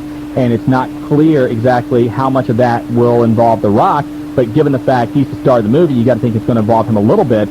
Maybe they work something around his schedule, but if not, you're looking at maybe The Rock gone for 3 to 4 weeks, Triple H isn't back yet, and you've got to stay with RVD, because if you don't, it's like you said earlier, you're not going to have the ratings are going to slip a little bit, you're going to have the attendance in the arenas drop a little bit, and at the same time, your locker room's going to get ticked because this guy's getting away with cutting people open. Exactly. They put themselves in a bad position by booking in a particular fashion. They kept things going in a circle. They haven't really put anybody over the last year. If you look at their mid-card, they haven't done anything with anybody. There's no movement. You don't see guys going down. You don't see guys getting up. You don't see guys, moving up the ladder. It's just the same thing over and over. And when you do that, you get in a position when a guy like The Rock, you're doing movies, when he has to leave, when you lose him, you don't have anybody to replace him when he's gone. Unless they could turn it into an injury angle that makes him leave, and have him come back in January, that might be actually better for him, because they've obviously fumbled his return since he was gone for the whole summer. We're talking to BJ Bethel. BJ, we got a break. Can you hang on for a little bit? Sure. Okay. When we come back, more with BJ Bethel. This is the Wrestling Guys on AM 910 WPFB. Do you know where your news is? 910 WPFB. Time to one. Back here on the Wrestling Guys on AM 910 WPFB. We're going to join BJ Bethel again in just a moment. If you want to hop on board, the toll-free number again is 866-910-9732. We're talking about a number of things tonight, one of those being Rob Van Dam and him being a little bit reckless over the last couple of weeks with some wrestlers. Let's get a couple of opinions. Welcome to the Wrestling Guys on AM 910 WPFB. Hey, how are you guys doing? Doing well, Andrew. Yourself? I'm doing all right. I just had a quick question. Okay. New WWF magazine in the mail yesterday, and they're having a fan poll part in that, and I'm wondering if maybe some of the things that they get out of that might help them with storylines in the future. What kind of things in the fan poll, Andy? Well, just like the fan poll this month, I guess, was which former WWF superstars turned to the Alliance shocked you the most? Stone Cold Steve Austin, Ivory, Test, Stephanie McMahon, Helmsley. And do you think maybe what the fans say when they answer the poll might say something about what happens in the storyline? Well, I'll tell you this. One thing is that the World Wrestling Federation pays a lot of attention to the Internet. And some people would say they pay too much attention to the Internet. I know specific instances where they have leaked things about individual wrestlers that they have wanted people to talk about. Things that maybe you necessarily wouldn't want to. So Yeah, I think that maybe they do use those fan polls to a certain extent for some storylines, but they also read the internet as well, and they're in tune. I mean, it's like what I was talking with BJ earlier about Rob Van Dam, and BJ Bethel's back on the line with us now. But with Rob Van Dam, I think the fans really have dictated his push more than anything else. If the fans aren't behind Rob Van Dam, I believe he's either an OVW, HWA, or he's out of a job right now. Don't you, BJ? I don't think he'd be getting the push he's getting, that's for sure. Right. And as far as the fan polls and stuff like that, the WWF obviously don't care at this point. If they care what the fans think, he wouldn't be hitting a 4.1 every week. I mean, the only thing they care about is making, the McMahons happy in the background. Stephanie getting on TV enough, Shane on TV enough. It's really turned into a real masturbatory experience until they really get out. I need that 7-second delay button, I think, again. Well, I keep forgetting the same chair shot. Thanks. But they just, it's obviously it's become their little toy, and I don't know what it is, but until they do something about their family and decide that they're going to get some workers over and get somebody else over besides the McMahon kids, they're not going to have a prayer. Andy, anything else? No, I just want to tell BJ he does a great job, man. Hey, thanks a lot, man. I appreciate it. It's good talking to you. All right. Hey, no problem. Thanks a lot. And, the one thing, BJ, that I was told by somebody as far as why the McMahons push themselves is that if they push themselves, they don't have to worry about one of them leaving. And right now, realistically, you don't have to worry about anybody leaving because there's nowhere else for anybody else anywhere to go.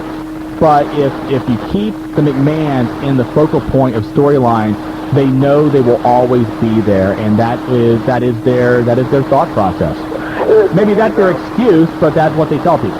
Well, that's fine and dandy, and I'm not saying he shouldn't be off TV completely, I mean, I like Stephanie's dream job as much as the next guy. But my problem is, sooner or later, you got two guys, and all their job is to come out and aggravate people and feud with people and not actually wrestle them. I mean, it isn't going to work. Shane McMahon needs to make up his mind. If you want to go in a ring, if you want to stay there full time, then you got to do it. God bless him. But he shouldn't be making a mockery of all the other guys who got to go in there and work 3 or 4 times a week, and go pull a bunch of eye spots off of a pay-per-view, That kind of stuff kills morale, and the fans don't take it seriously. I mean, if you take it seriously, like, say, Eric Bischoff's kid went in the ring, and beat the heck out of Hulk Hogan. I mean, we just saw that last week with The Rock. Well, no, and nobody took it seriously when they saw David Flair doing the same thing in WCW. Nobody took it seriously when it was Eric Watts doing it with Bill Watts' promotion. It worked a little bit down in Texas with the Von Erichs, but I don't think anybody would want to repeat that outcome. I think they're going down that road, though. And you think as many times as people have screwed that up, you think they'd know better, but obviously they haven't. It's beyond me. And we're talking to BJ Bethel here on the Wrestling Guys on AM 910 WPFB. BJ, let me get your thoughts here about this DirecTV situation. Do you think that we're going to see either the World Wrestling Federation or DirecTV blink before Sunday, or is this going to be something that they're both just going to say we're going to lose $1 million and that's fine? I think obviously, Raw, JR's comment, that's obviously was the first shot across the bow, so to speak. There's too much money to be made off this stuff.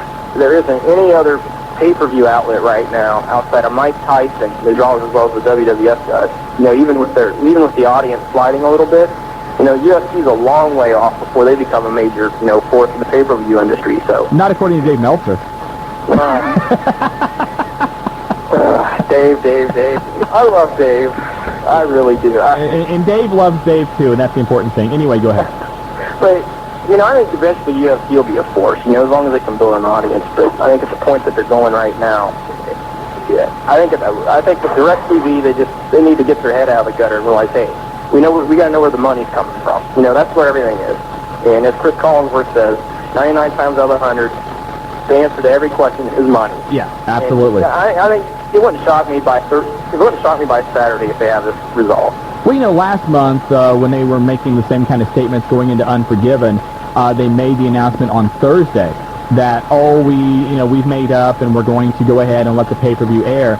And I don't know if you noticed this. It didn't really get a whole bunch of publicity. But the Saturday, do you have DirecTV? No, I don't. Okay. DirecTV normally keeps one channel open for just simply promoting the pay-per-views. And so over the course of the weekend, you can flip it over to this channel, and they typically make like a 20 to 30-minute preview show that just repeats continuously up until the pay-per-view. Well, they made the announcement so late that they didn't have time to put together anything for Unforgiven. So they ran last year's Unforgiven preview show for this year's Unforgiven.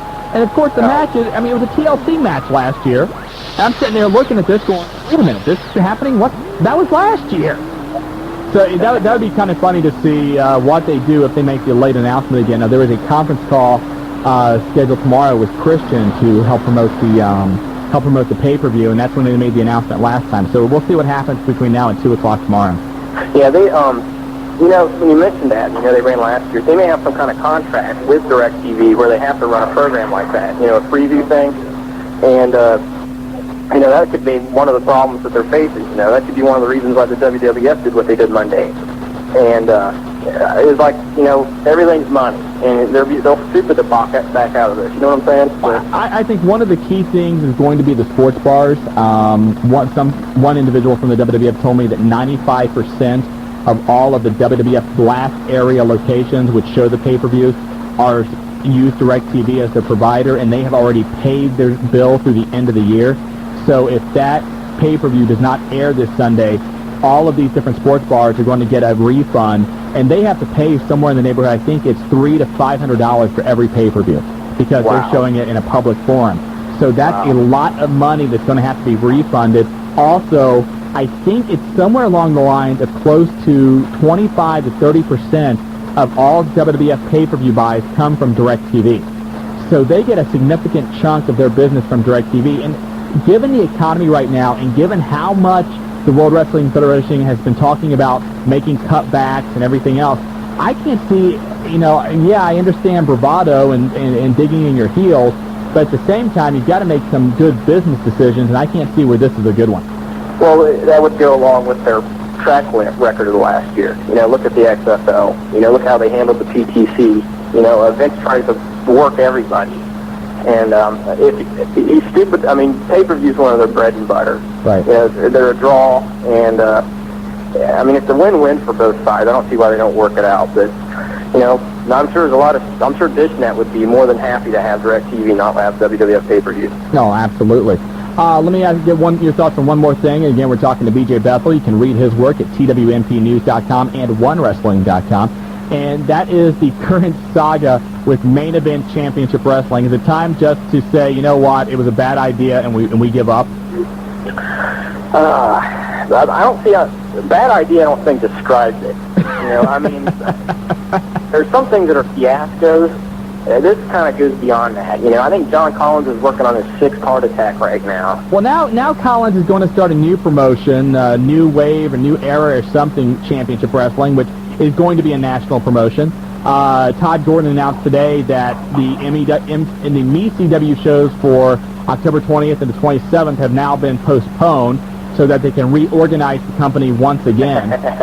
It's like, they've already dragged that name. I think it's become a mockery. It'd be like somebody trying to start a football league now calling it the XFL. The jokes have already been said. They've already been written. I think you need to go with a different name.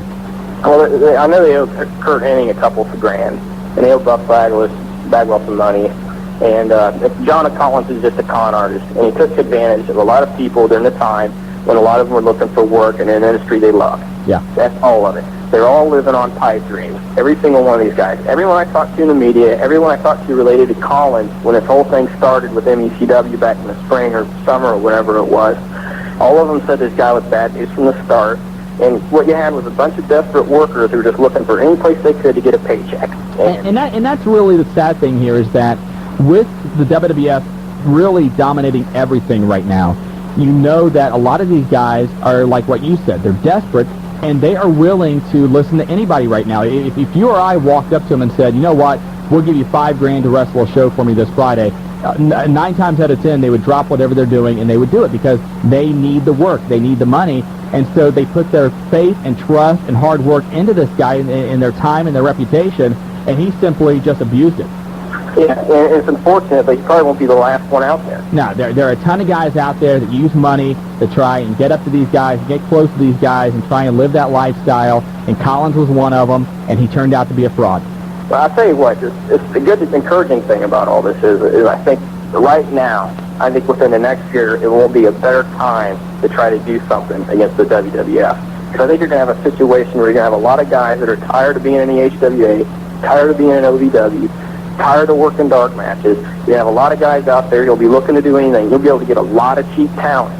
You know, and if you can if you can get any trustworthy guy out there with some cash, come up and put together, you know, there's a guy out there like Terry Taylor. There's no excuse why he isn't doing anything in the business right now. I mean, he's one of the smartest guys involved in it, and there's no excuse why, you know, it can't get done. Well, you know what? There are a number of contracts. There are a number of guys still under AOL Time Warner contract that are going to be up in January. There will be a number of cutbacks at the end of the year from the WWF, HWA, OVW. We've already been told that. And there are a number of guys out there. I think the key is there has to be a national network, whether it be FX, whether it be some division of Fox Sports, whether it be ESPN2. There has to be somebody that says, okay, we will give you a time slot. We will work with you on this. If that happens, then I think that's when the catalyst will be put in. And like you said, Terry.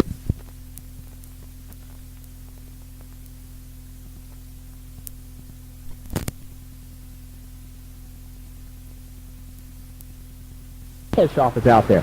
There are a number of people that have done this before and have succeeded at it, and you look at the talent that's out there as well. Kevin Nash will be available. Goldberg. And I think, you know what? I think if you offered him enough money, I think he would do it. Hulk Hogan. Definitely. Hulk Hogan's available. Then you got to look at guys like Brian Christopher, like Kurt Hennig, like, you know, I know I'm going to be missing names here, Rey Mysterio Jr., Ric Flair. I mean, those names. Another thing that people don't realize about this whole thing is that when in May, or was it March, right the week before WrestleMania, a 3.0 rating, which is around 3 million people that was the wrestling audience for Nitro, just up and disappeared. Right. Those people are still out there. You know, you get something hooked into them and you manage it right, you're going to have an instant audience. Exactly. And you, like you said, the key to this thing is getting on a national cable work. If you can do something with a cable executive that'll push you a little bit, and you know, wrestling's big business. I mean, Nitro in its worst days did a lot better than any of the NBA games did as far as ratings go. Well, again, you know, you take a look at, for example, at Tough Enough, which was on MTV, drew an average, I think, of a 2.0, 2.1. It was their highest rated show. You know, if you put a wrestling program on a decent cable network at a decent time, and you have some at least one or two names that people recognize and will tune in to watch, you're going to easily get that 2.0. And on top of that, with the pay-per-view revenue, and you know you're going to get some money from merchandising, you know there's going to be somebody out there with a video game contract and a toy contract and a trading card contract and all of the others, you know they're going to be out there, especially if you can tack on a Hogan, a Flair, a Goldberg. You know, I think you have to get one of those guys, maybe even Randy Savage. You're going to have to pay more than what you normally would to get one of those guys so that you have some instant mainstream credibility. Yeah, that's the key. You know, it's the credibility part of it, and all the factors out there are available now. You know, people were trying to get into a business that was oversaturated 2 years ago, and it's not that way anymore. And you know, you grab a couple key guys, you got something to go with, and hopefully we'll see it soon. Because I tell you what, the WWF just isn't doing it for me at the moment. Well, hopefully you'll find something that will do it for you, BJ. I have faith in you. Well, maybe I'll find out on pay-per-view too, but I'm not going to mention where. BJ Bethel, OneWrestling.com, TWMPNews.com. Appreciate the time. Thank you very much, my friend. Shawn, you're great, and it's been a pleasure to be on the #1 wrestling radio show in the Midwest. The #1 wrestling columnist in the Midwest on the #1 wrestling radio show. Wait, let me ask you something here, and I hope I'm not going to lose too many people when we talk about this. Did you actually go on chair shots and put me over like that? Oh, yeah, definitely. Did you really? I appreciate that. Well, Rod used to do the first thing Rod always asks me. But let me explain this. Chair Shot is another radio show which is aired out of Rhode Island. Yeah, Rhode Island. Okay, and I know Rod, and we talked before, and you went on the show last week, and I think, was it about the Bryan Adams interview?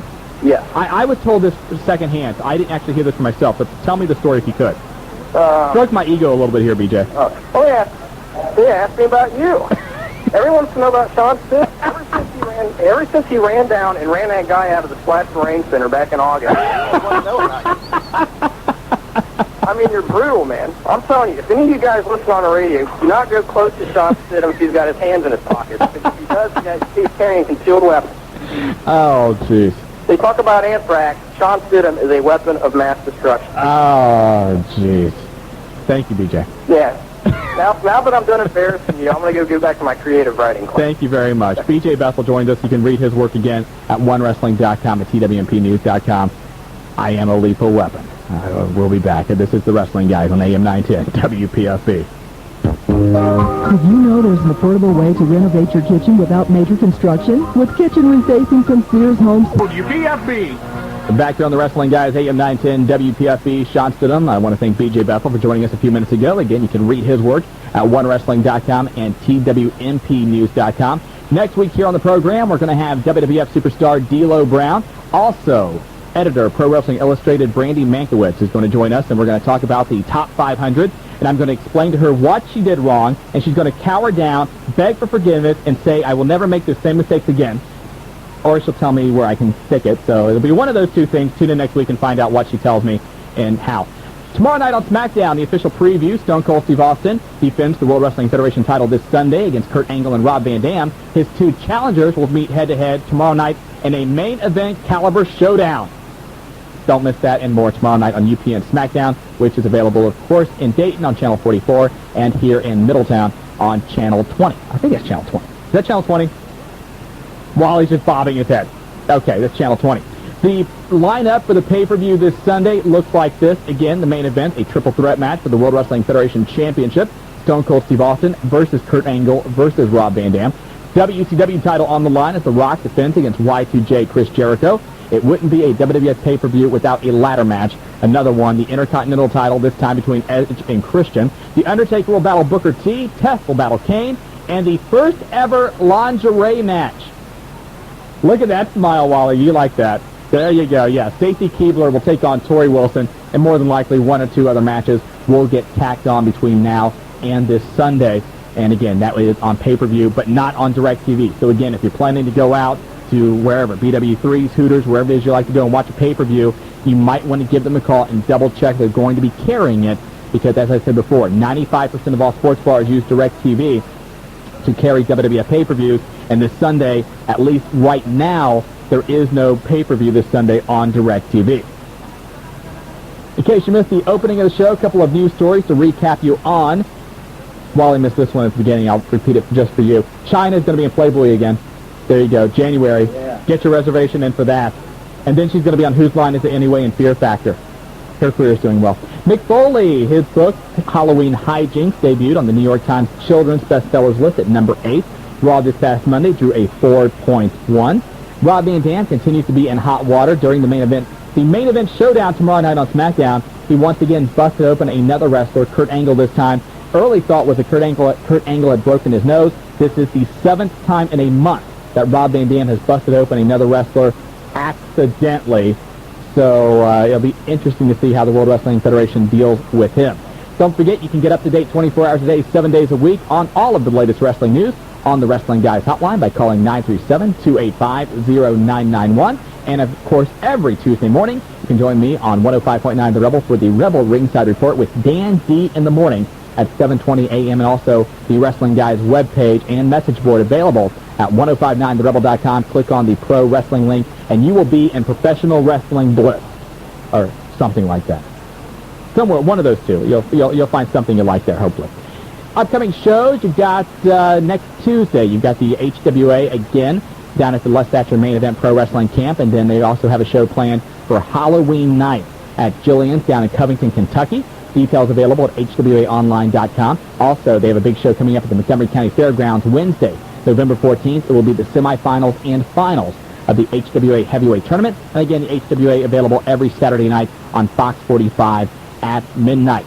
Also coming up, October the 27th, Outlaw Championship Wrestling at the John Bryan Community Center in Yellow Springs. Details available at 937-229-8189 or at outlawchampionshipwrestling.com.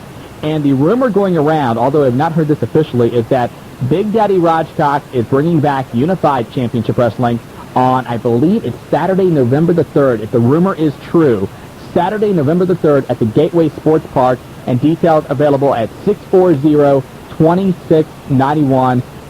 Big Daddy Rajcock fan. I'd like to see him coming back. Also, coming up on Friday, November the 16th. Violent Championship Wrestling. They did cancel that show at the National Guard Armory. We talked about that last week.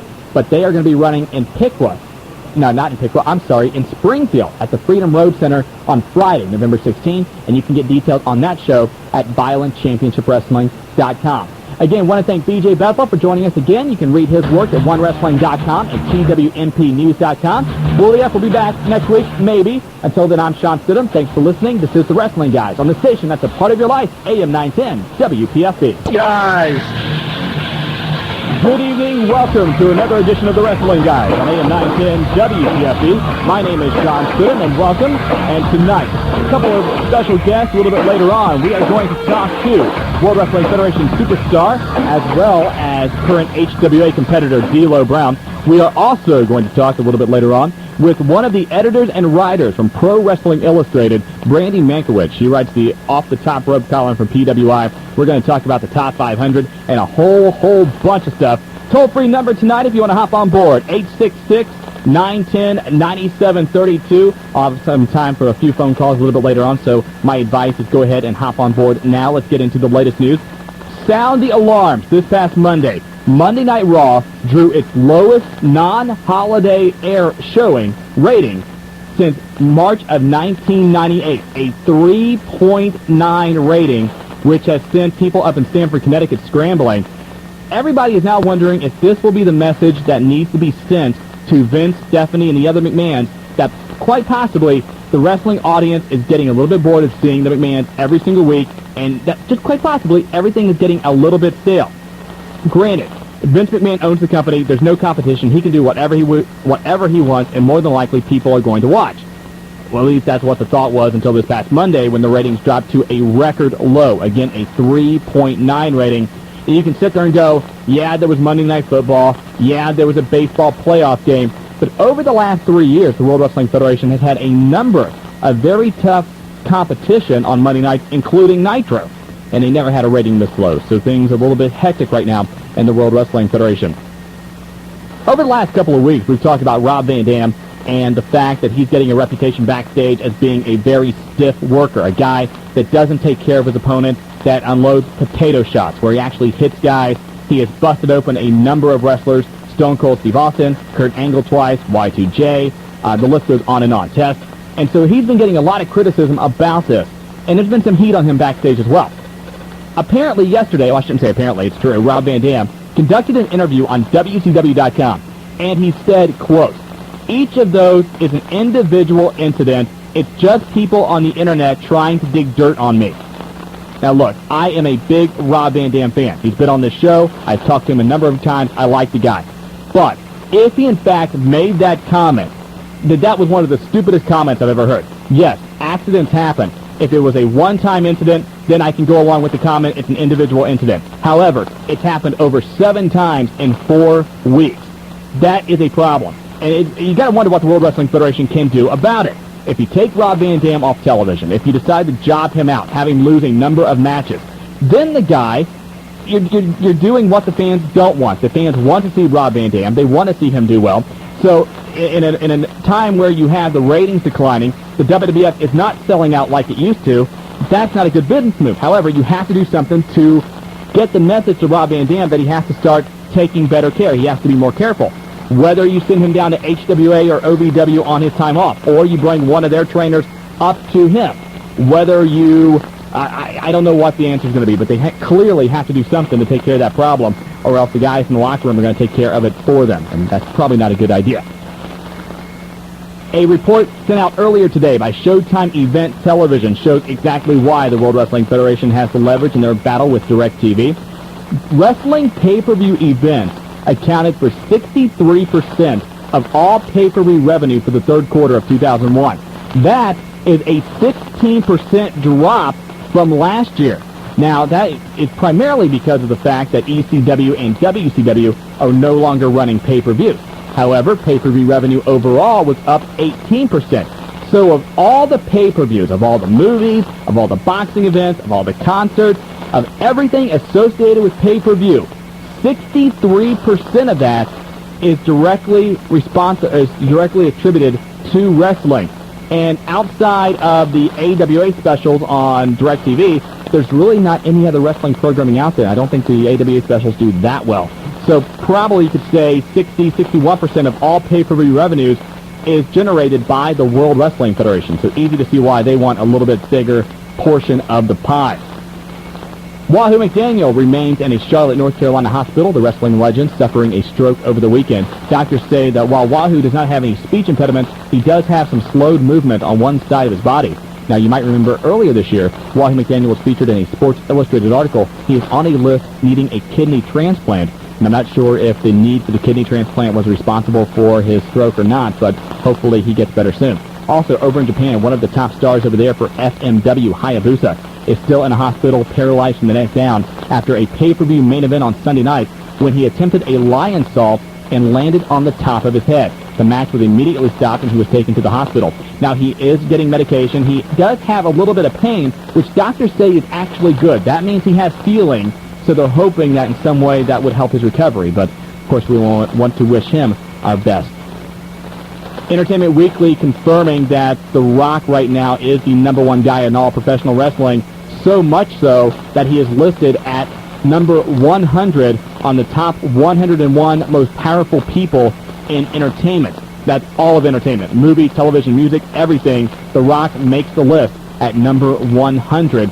So they credit The Mummy Returns being a blockbuster due to the fact that he was in there despite his lack of screen time.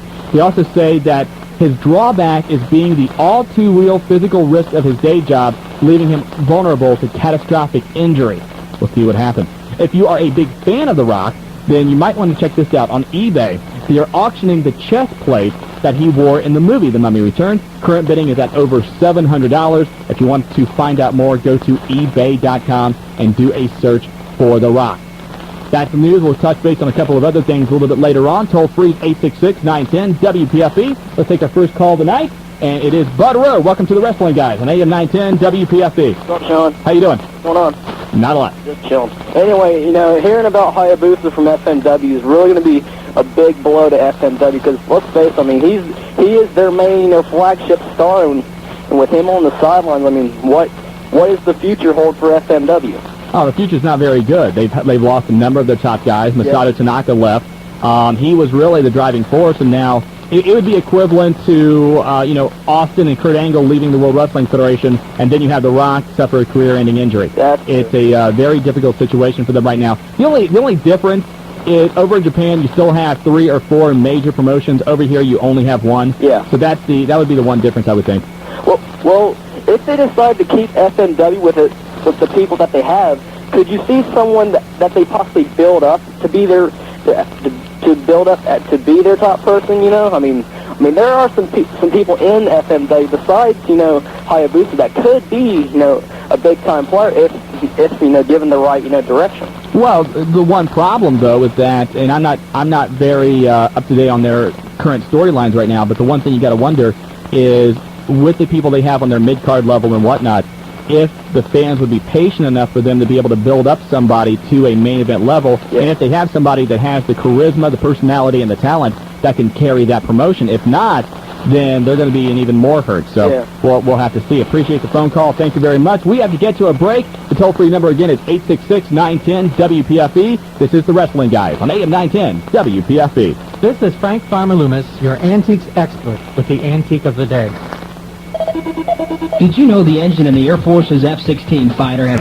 You're listening to Shawn, and Willie F., the Wrestling Guys on AM 910 WPFB. Back here on the Wrestling Guys, AM 910 WPFB. I am Shawn and Willie F. has the week off. Next week, a quick programming note, the Wrestling Guys radio show will be on Thursday night at 6 o'clock right here on AM 910 WPFB. Going to take a day off for the Halloween holiday. Couple of shows this week for you to keep in mind. First of all, on Friday, the Heartland Wrestling Association will be at the Red Barn in Batavia, Ohio. Details available by checking out hwaonline.com or calling 513-771-1650. And the HWA television show, of course, every Saturday night at midnight on Fox 45. Also, this Saturday, Outlaw Championship Wrestling at the John Bryan Community Center in Yellow Springs, Ohio. Details available at outlawchampionshipwrestling.com or by calling 937-640-2691. Also on Halloween, first let's back up. On Tuesday, the World Wrestling Federation is in Cincinnati for a SmackDown taping. Tickets still available, and you can get those at any Ticketmaster outlet or looking at Ticketmaster.com, or you can win them all this week on our sister station, 105.9 The Rebel. We are giving away tickets to see the HWA on Wednesday, November the 14th at the Montgomery County Fairgrounds Coliseum, and we are also giving away a copy of Mick Foley's Halloween Hijinks book. Now, what we're going to do is every morning with D&D in the morning and Wild Wally in the afternoon, give you a chance to win those with the Spooky Downtown SmackDown Trivia question. And then you call in, you get the question right, you win that, you're in the running for 4 SmackDown tickets that will be given away Friday afternoon.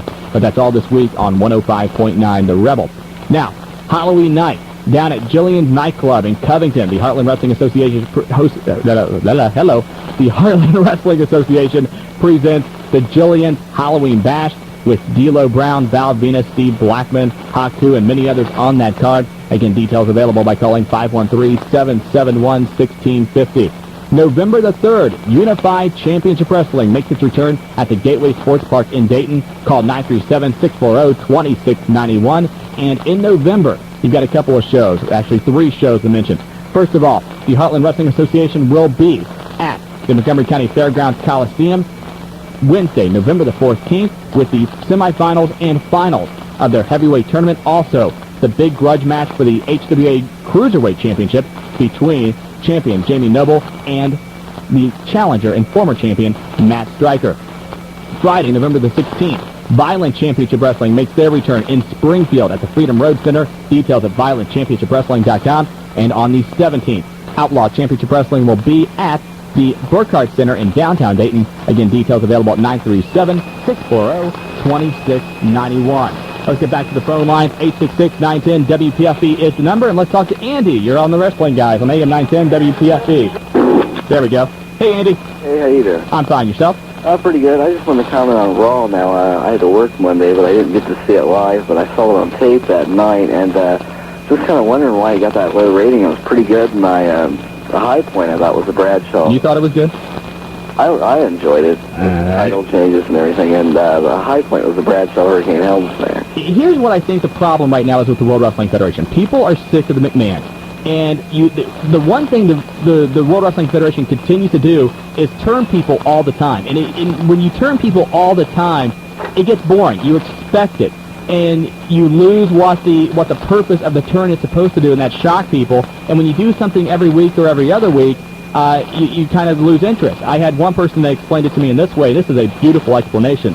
If you have a neighbor, and it's a married couple, and every week they fight, eventually you just kind of shut the door and say, all right, they're crazy, they're not paying attention to them anymore. And that's what you have with the McMahon.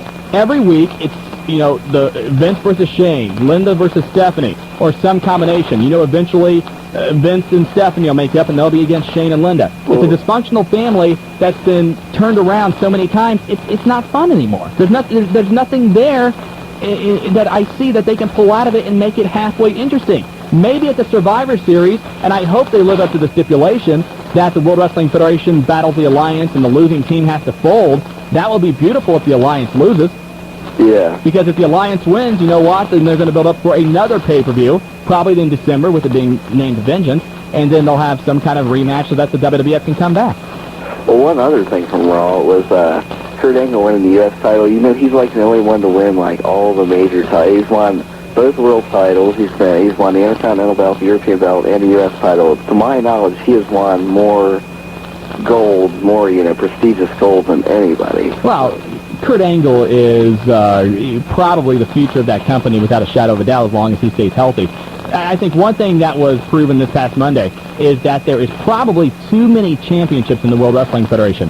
I mean, you've got 2 versions of the tag team title. You've got 2 versions of the secondary championship, the U.S. belt and the Intercontinental title. You've got 2 cruiserweight titles. You've got the hardcore title. You've got the European title. You've got 2 world titles. Eventually, you kind of lose track, and I think in a way they lose their importance. And I hate to see that. And unless they're going to split off these companies, which I don't think they're going to do now, I just hope, I hope that after the pay-per-view in November, that they truly just stick with one company Whether it be WWF or WCW, I could care less, but the Alliance storyline for me is just, I yawn. I can't, it's boring. Well, that's basically the same. They've been playing the same storyline since like 1998 now, so. You know what I think one of the other things that people don't realize, and maybe Vince McMahon hasn't realized this, they were destroying WCW in the ratings. People weren't watching WCW. So why take those wrestlers that nobody really cared about and put them in such prominent roles? Now, there's some people there. There is Booker T, Diamond Dallas Page to an extent. I think if they could get Scott Steiner or Sting, certainly those wrestlers have a fan base and people will tune in to watch those individuals. But people like, Shane Helms and Chuck Palumbo and Chavo Guerrero Jr. and Hugh Morris, don't get me wrong, I like those guys and they're talented, but they've never proven they could draw in the past. Why put them in the World Wrestling Federation in such a predominant storyline, predominant manner? Yeah. I don't know. Anyway, appreciate the phone call, Andy. Thank you very much. If you want to take his spot, the toll-free number again is 866-910-9732, 866-910-WPFB. Down in Australia, currently, the World Wrestling All-Stars Tour is taking place. A number of former WWF and WCW talent on the show, including Bret Hart, who's not wrestling. He's acting as a commissioner, special enforcer kind of role. The Road Dogs, Jeff Jarrett, Jerry the King Lawler, Stevie Ray, Crowbar, Screamin' Norman Smiley, Disco Inferno, Buff Bagwell. I've got a story on him, too. Conan, Gangrel, all of those individuals, including Lenny and Lodi, are wrestling on this tour down in Australia. Also on the tour is Psychosis and Juventud Guerrera. I'm not sure. I think this is the first time since Juvi played the naked Jesus role in a Hilton down in Australia that he has been down in the land down under. I'm not sure about that, but toll-free number again, 866-910-WPFB. Let's go to the phone line. Welcome to the Wrestling Guys, on AM 910 WPFB. Hello? How you doing, Shawn? I'm doing good. Sam, how you doing, man? I'm doing great, man. Yeah, I just wanted to comment also on this Alliance storyline. I agree with Grant Still. I mean, when it first came out, it blew up that night. All ECW wrestlers, you thought they were WWF guys. Oh, they're coming to the rescue, and they turned. I mean, that was just a bomb, but it's just dwindled, and... You know what I think the problem is, and Sam, I need you to turn down your radio if you can. You're right, man. I just noticed that. Sorry about that. That's okay. But, hopefully they turn this around. But what's that going to lead up to in Mania? I mean, we're seeing The Rock in Austin, twice already? I mean, granted, The Rock needs to win the big one, but, that's getting stale in itself. I think the major problem with the Alliance storyline is the fact that they didn't get any of the big guys from WCW. They didn't get Steiner. They didn't get Nash. They didn't get Hogan. They didn't get Hall. They didn't get any number of people, Lex Luger. They didn't get those individuals, and those were the true stars of WCW. No disrespect to Booker T and Diamond Dallas Page, but you needed to get more than just those guys to make people really buy into the storyline. A year ago, if you had said, hey, you know what, we're going to have a pay-per-view, we're going to call it Invasion, it's going to be the World Wrestling Federation versus WCW and ECW, people went nuts. They went through the roof, and that's what they did once ECW got involved. But even the major stars from ECW, your Tommy Dreamers and Sandman, they weren't a part of this storyline in the way that I think they should have been. So, I really think they had a great opportunity. Had they gotten the major stars from WCW, that would have really made it. ECW, no offense, it's a great organization. I love it. I've said many times, the best show that I ever saw live was Heatwave 99. And some phenomenal talent is coming out of that organization, but they never proved they could draw a huge audience. And so the majority of people watching on Monday night really don't know the history of Just Incredible. They don't understand the history of Raven and certain individuals from the ECW Alliance storyline. They know the Dudley Boys because the Dudley Boys worked for a year or two in the World Wrestling Federation before they jumped over into this Alliance storyline. So I just think they really blew the opportunity they had, and I think that they didn't even have the guns to really take that opportunity, but that's just me. 866-910-WPFB is the phone number if you want to hop on board. Quick note here, on TWMPnews.com, BJ Bethel, who joined us last week here on the Wrestling Guys, is reporting there's some word there could be a new national promotion announced tomorrow. It's going to just mainly consist of former ECW wrestlers, but we've seen these national promotion announcements in the last few months already, and I don't know, anytime you see that, you kind of view it with a little bit of skepticism, but I will keep an open mind. That's all I can do. By the way, for more news on that or anything else you need, 24 hours a day, 7 days a week, you can call the Wrestling Guys hotline at 937-285-5800. 0991. That's a free call. Well, I guess if you live like in Bangor, Maine, and you're trying to call in, it's a long-distance call, and you got to pay the charges. But if you're in the local area, the Dayton area, you can call it totally free, 937-285-0991. SmackDown tomorrow night, a quick preview of what you will see. Al Snow battles Taz. I guess the title of tough enough trainer is on the line. Chris Jericho defends his WCW title against 5-time former champion Booker T. It's Kurt Angle against Christian. Trish Stratus takes on Mighty Molly. An Alliance Battle Royal will be held. Also, you got The Rock versus Rob Van Dam, and more setting up the big match at Survivor Series. The World Wrestling Federation battling the Alliance, winner take all. Also tomorrow night, WCW Tag Team title match with the Hardy Boys battling the Dudley Boys. They battle the boys tomorrow night on SmackDown. Again, you can watch SmackDown in the Middletown area on Channel 20 at 8 o'clock. And if you want to watch it in the Dayton area, it's on Channel 44. Down in Cincinnati, it's Channel 25. When we come back, we're going to talk to Pro Wrestling Illustrated columnist and editor Brandy Mankiewicz, and you're listening to The Wrestling Guys on the station that's a part of your life, AM 910, WPFB. Do you know... Back here on The Wrestling Guys on AM 910, WPFB, Shawn Stidham, Willie F. has the week off.